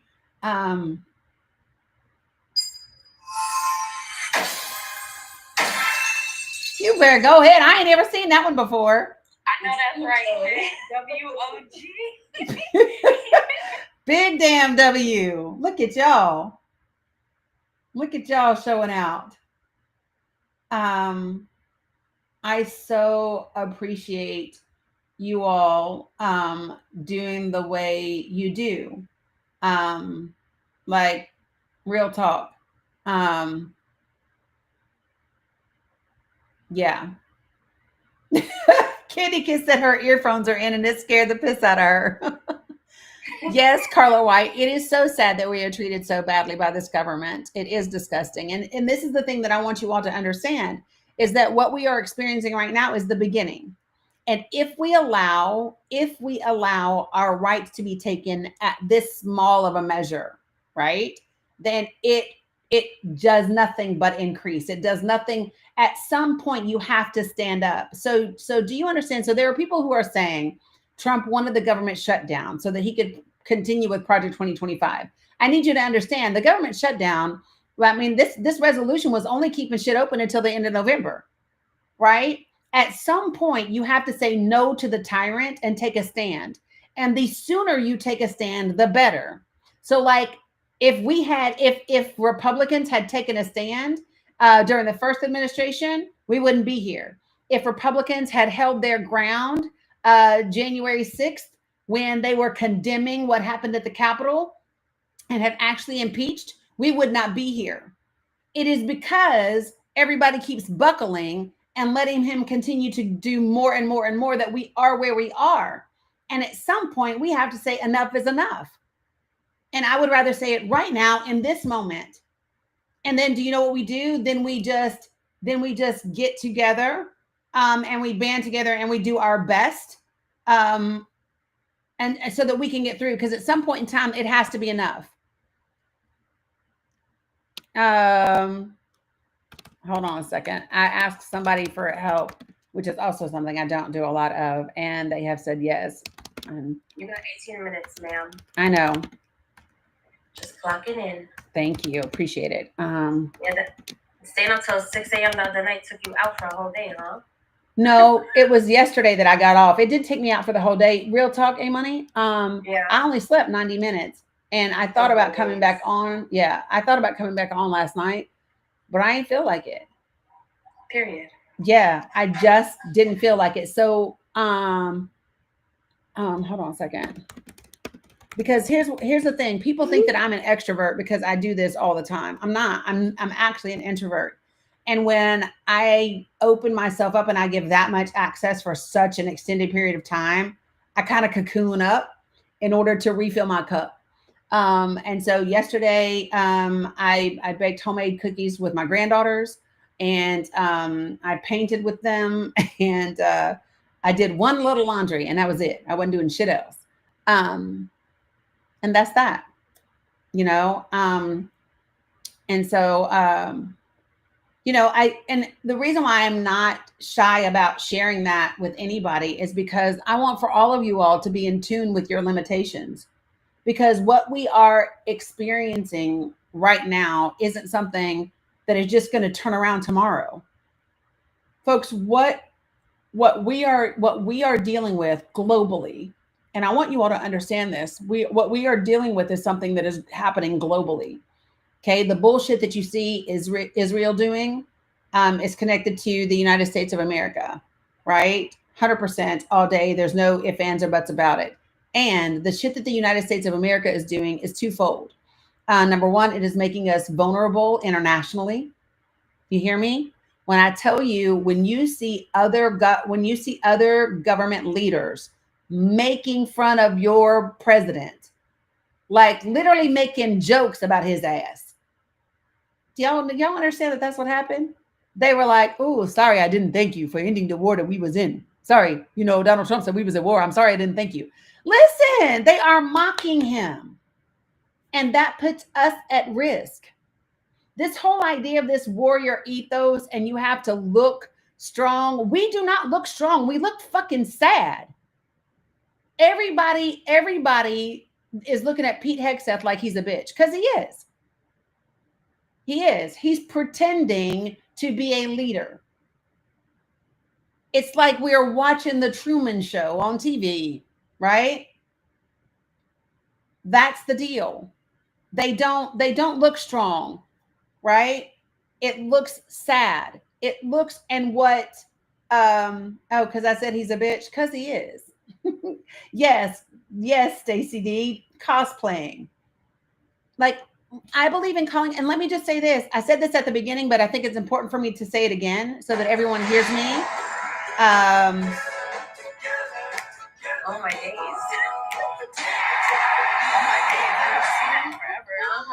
I haven't ever seen that one. Big ass W, sweet like money. He wanted to thank her. And he, I know. He went, Don't say a lot, but it's about to go. Yeah, don't say that one, but that's the biggest TikTok gift. I love that. it is the biggest one. Yeah, W her. He's probably Big crying right now. ass money. I said, put your ass back on you. Big W for He sweet whispered like it, though, money. I heard. He did it quick too. I know. So for those of you guys who aren't on TikTok that don't know what just happened is so we have, I want you all to hear the math that I'm using really quickly. Somebody can type it in the comments if you need to. We have someone on the panel that is 18 minus 10 plus 5. Okay. 18 minus 10 plus 5. That person is an orphan, has lost their parents in this war with Israel. That person is responsible for their siblings. And so what we've done is brought that person up on the panel so that people can give gifts. So on TikTok, you can give gifts, and some of them are animated, some of them are not, some of them are whatever. They're bears, they're whales, they're lions, they're whatever. And those translate into TikTok coins for the person that you give them to. You can then cash out those coins into funds. Okay. And so we have a couple of people that are just absolutely crushing the gifting, including giving the largest one that TikTok even has. So it's absolutely incredible to see someone have 84,000 coins in a TikTok live. And so he's crying and very grateful. And yeah, so yeah, people are just wearing it out, and I love it, and I'm appreciative, and I'm grateful. So I just real quickly, because I know Dr. Emmy came back up, and you have something that you want to say. What's up, Raja? I'm so excited when I see my people. Just so they know, they're all my people now. Dr. Emmy, you wanted to say something real quick?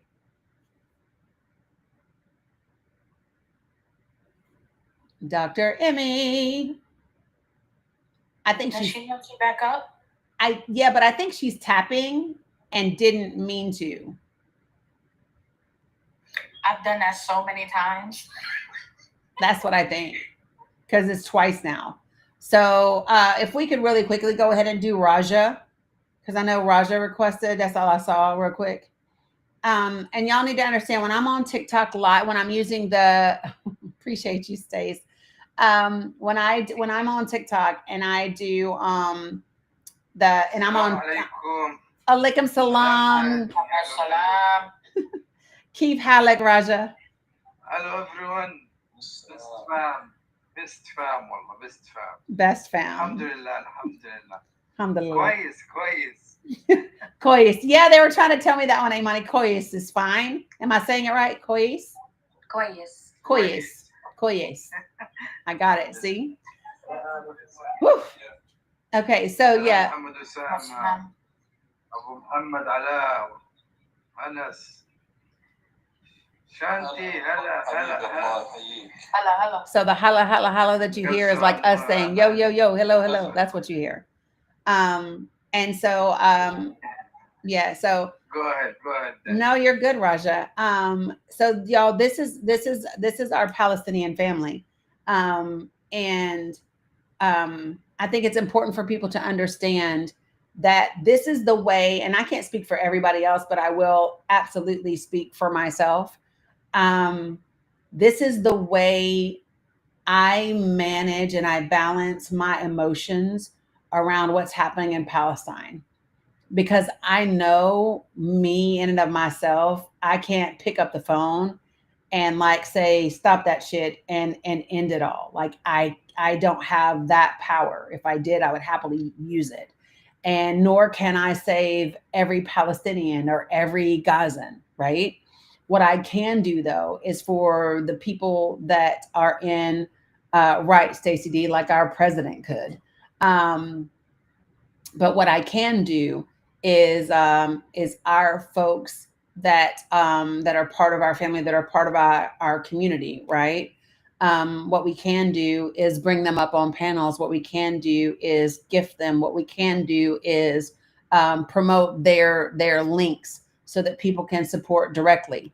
Somebody said to me on Facebook, I saw you, and you said you missed it where we were raising money for the tent and you would like to contribute something. I got you. I will post the links when I get off of here, and I will tell you how to support, and I will give you direct links. They are easy to utilize so that you can help out these people. I can tell you that Raja, you have 3 or 4 kids. I get you and Bilal mixed up. You have 3, right, Raja? 4. 3, 4. رجع انت عندك 3 و4 اولاد. 3 or 4. It's one of the 2. I think it's 3. He's 3 and Bilal is 4. Yes. Raja has 3 children. Bilal has 4 children. Oh, he texted in the chat. Did he? He asked you a question, bro. He might not be able to talk, ain't money.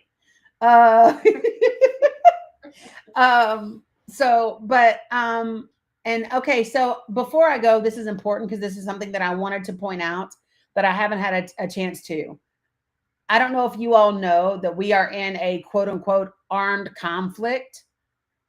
According to the President of the United States, we have now fired off 2 different weapons on boats in the Caribbean, and we have just unalived 4 more of them today.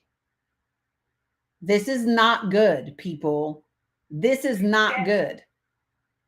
May I ask for clarity on something? Sure. Because normally this would be considered a violation of maritime law. It would also be considered a violation of international conflict. But because he has, in his mind, renamed the Gulf of Mexico the Gulf of America, this is what he, under his classification, he is seeing this as territory of the United States and therefore non-international conflict.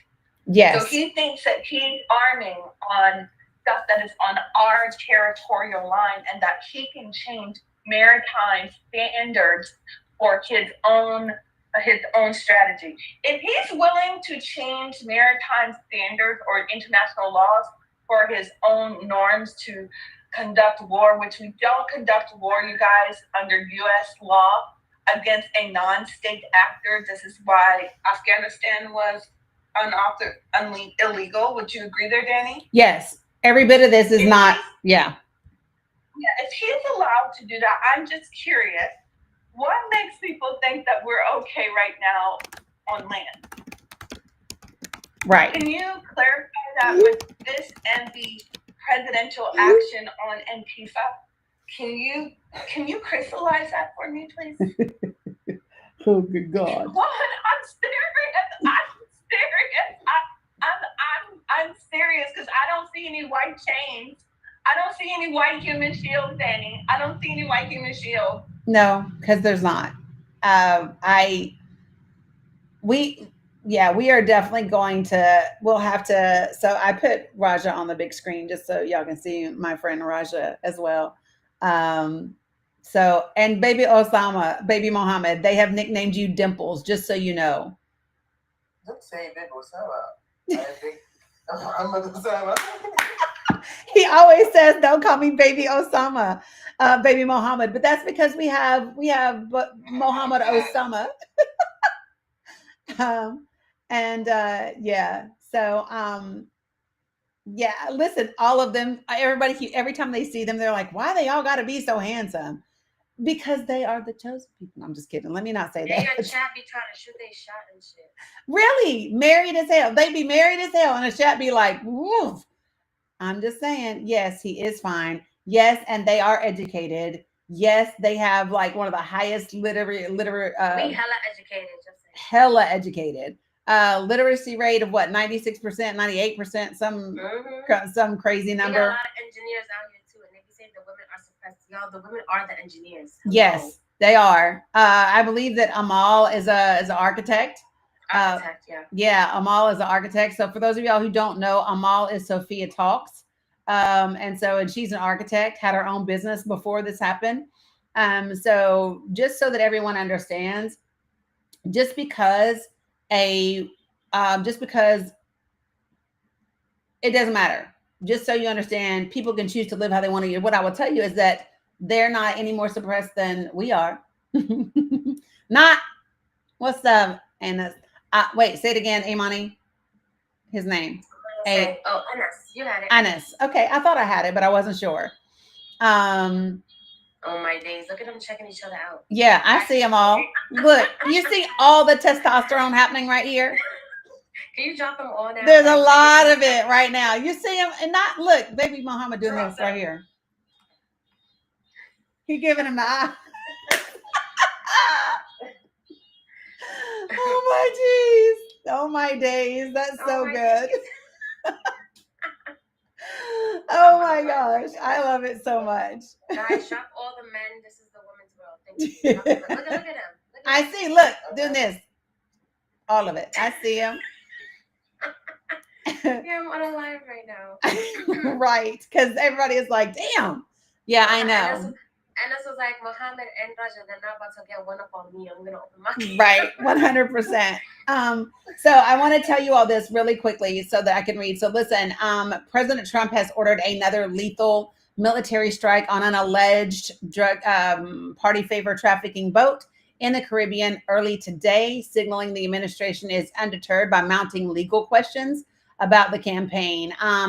Secretary of Bitch Health, that's what I call him, Bitch Seth. That's what I call Pete Hegseth. Secretary of Defense Bitch Seth announced in a social media post, because that's the way that we like to communicate things these days, that on Trump's orders, he had directed a quote unquote lethal kinetic strike on a I can't say this word. It's the N word. I got you. Thank you, Gio. N word. I didn't mean N word. It's the NAR company, trafficking vessel. Yeah, those. In the Southern Command region, the strike was conducted in international waters just off the coast of Venezuela and unalived 4 men aboard the boat. So I think it's important. So I don't even call him Keg's Breath. And do you want to know why I won't do that? Because yeah, I am Amal Talks. I am because I got to get the babies off the bus. But so listen, I want you all to understand, I do not call him Keg's Breath because that diminishes the severity of what he does. When we say Keg's Breath, it's almost like, listen, the alcohol is not what's driving this.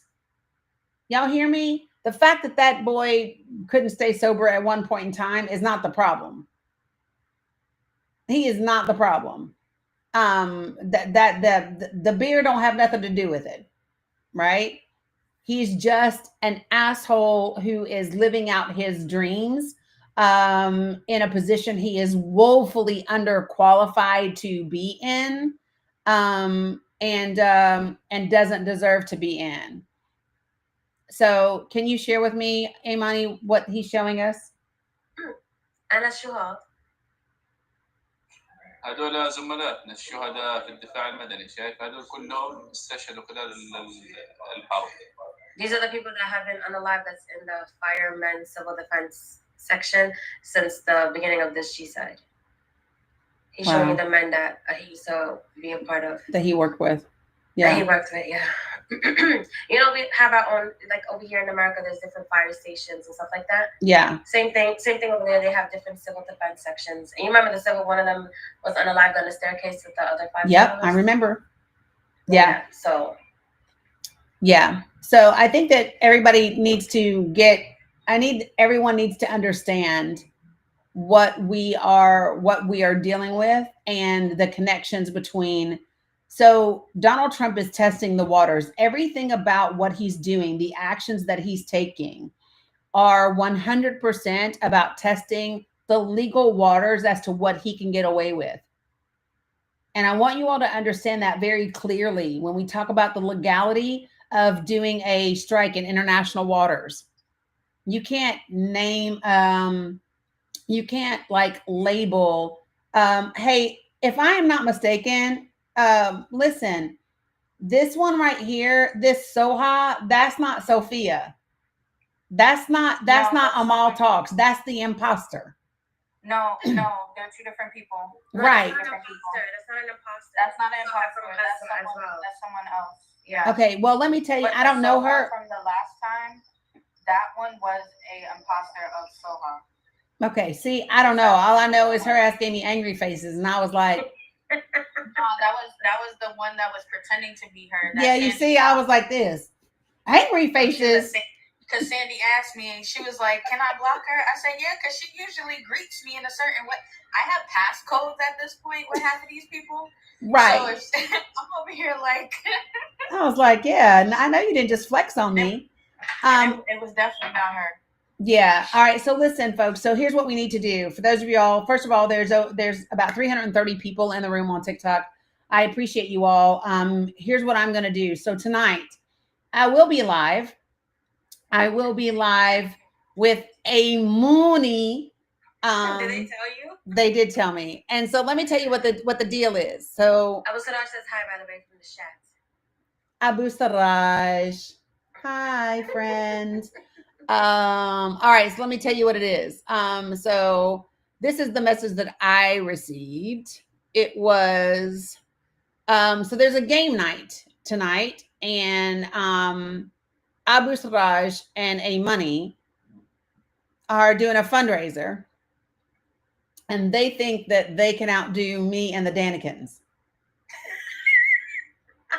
Damn, that was the message you got? Yeah. This is the message that I got was she's having a game night and wants to face off against you and the Danikins. That's the message I received. My days. That's the message I received. Lisa, that is not what I told you to tell her. I told Lisa. Not what she said. I told Lisa to get her team together, and that's what you send, Lisa? I mean, because you know the translation of get your team together is that. Well, listen. So they said Danny is very competitive. Yeah, I'm just saying. They were saying you look. Abu Saraj said, Danny, you are losing. Okay, well, tell Abu Saraj when he can pronounce broccoli and spell losing, I'll believe him. Right, time to say exaggerating. It's a thing. So yeah, you see, Hiba told you, Abu Saraj, you are losing. All right, so tonight, 8 p.m. Eastern Standard Time, I will be here. All of the Danikins, I know I normally encourage you to show Abu Saraj love. Not tonight, my friends.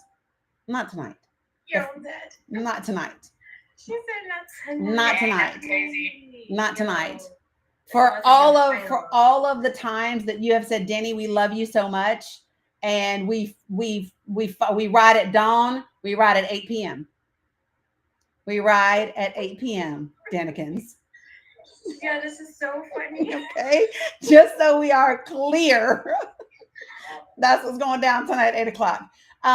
For anybody that didn't make it to the panel today, that you are my normal people that we bring up, I will be here again tomorrow.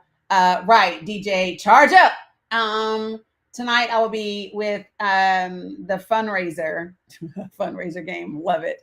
But we will be salam alaikum. So listen, I've got to go put on my shoes to go get Bella off the bus, and then 15 minutes later get Mila off the bus.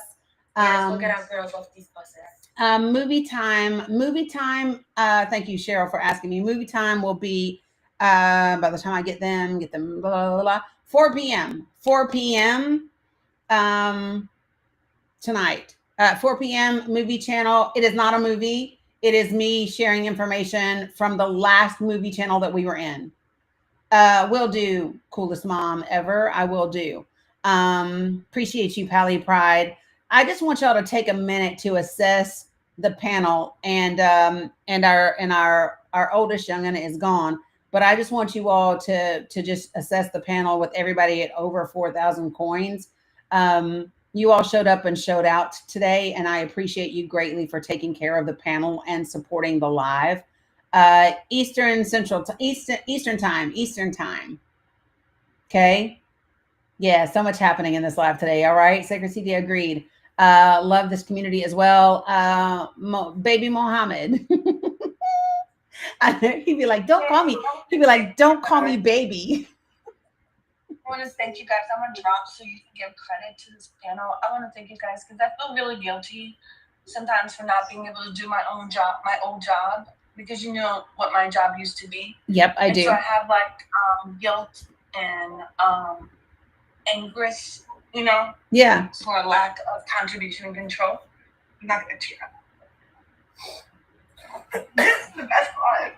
Yeah. So I'm going to drop so you can give credit to this panel. I appreciate you, sis. Welcome. You are a part of the credit. You are a part of the credit, sis. No, honey. No.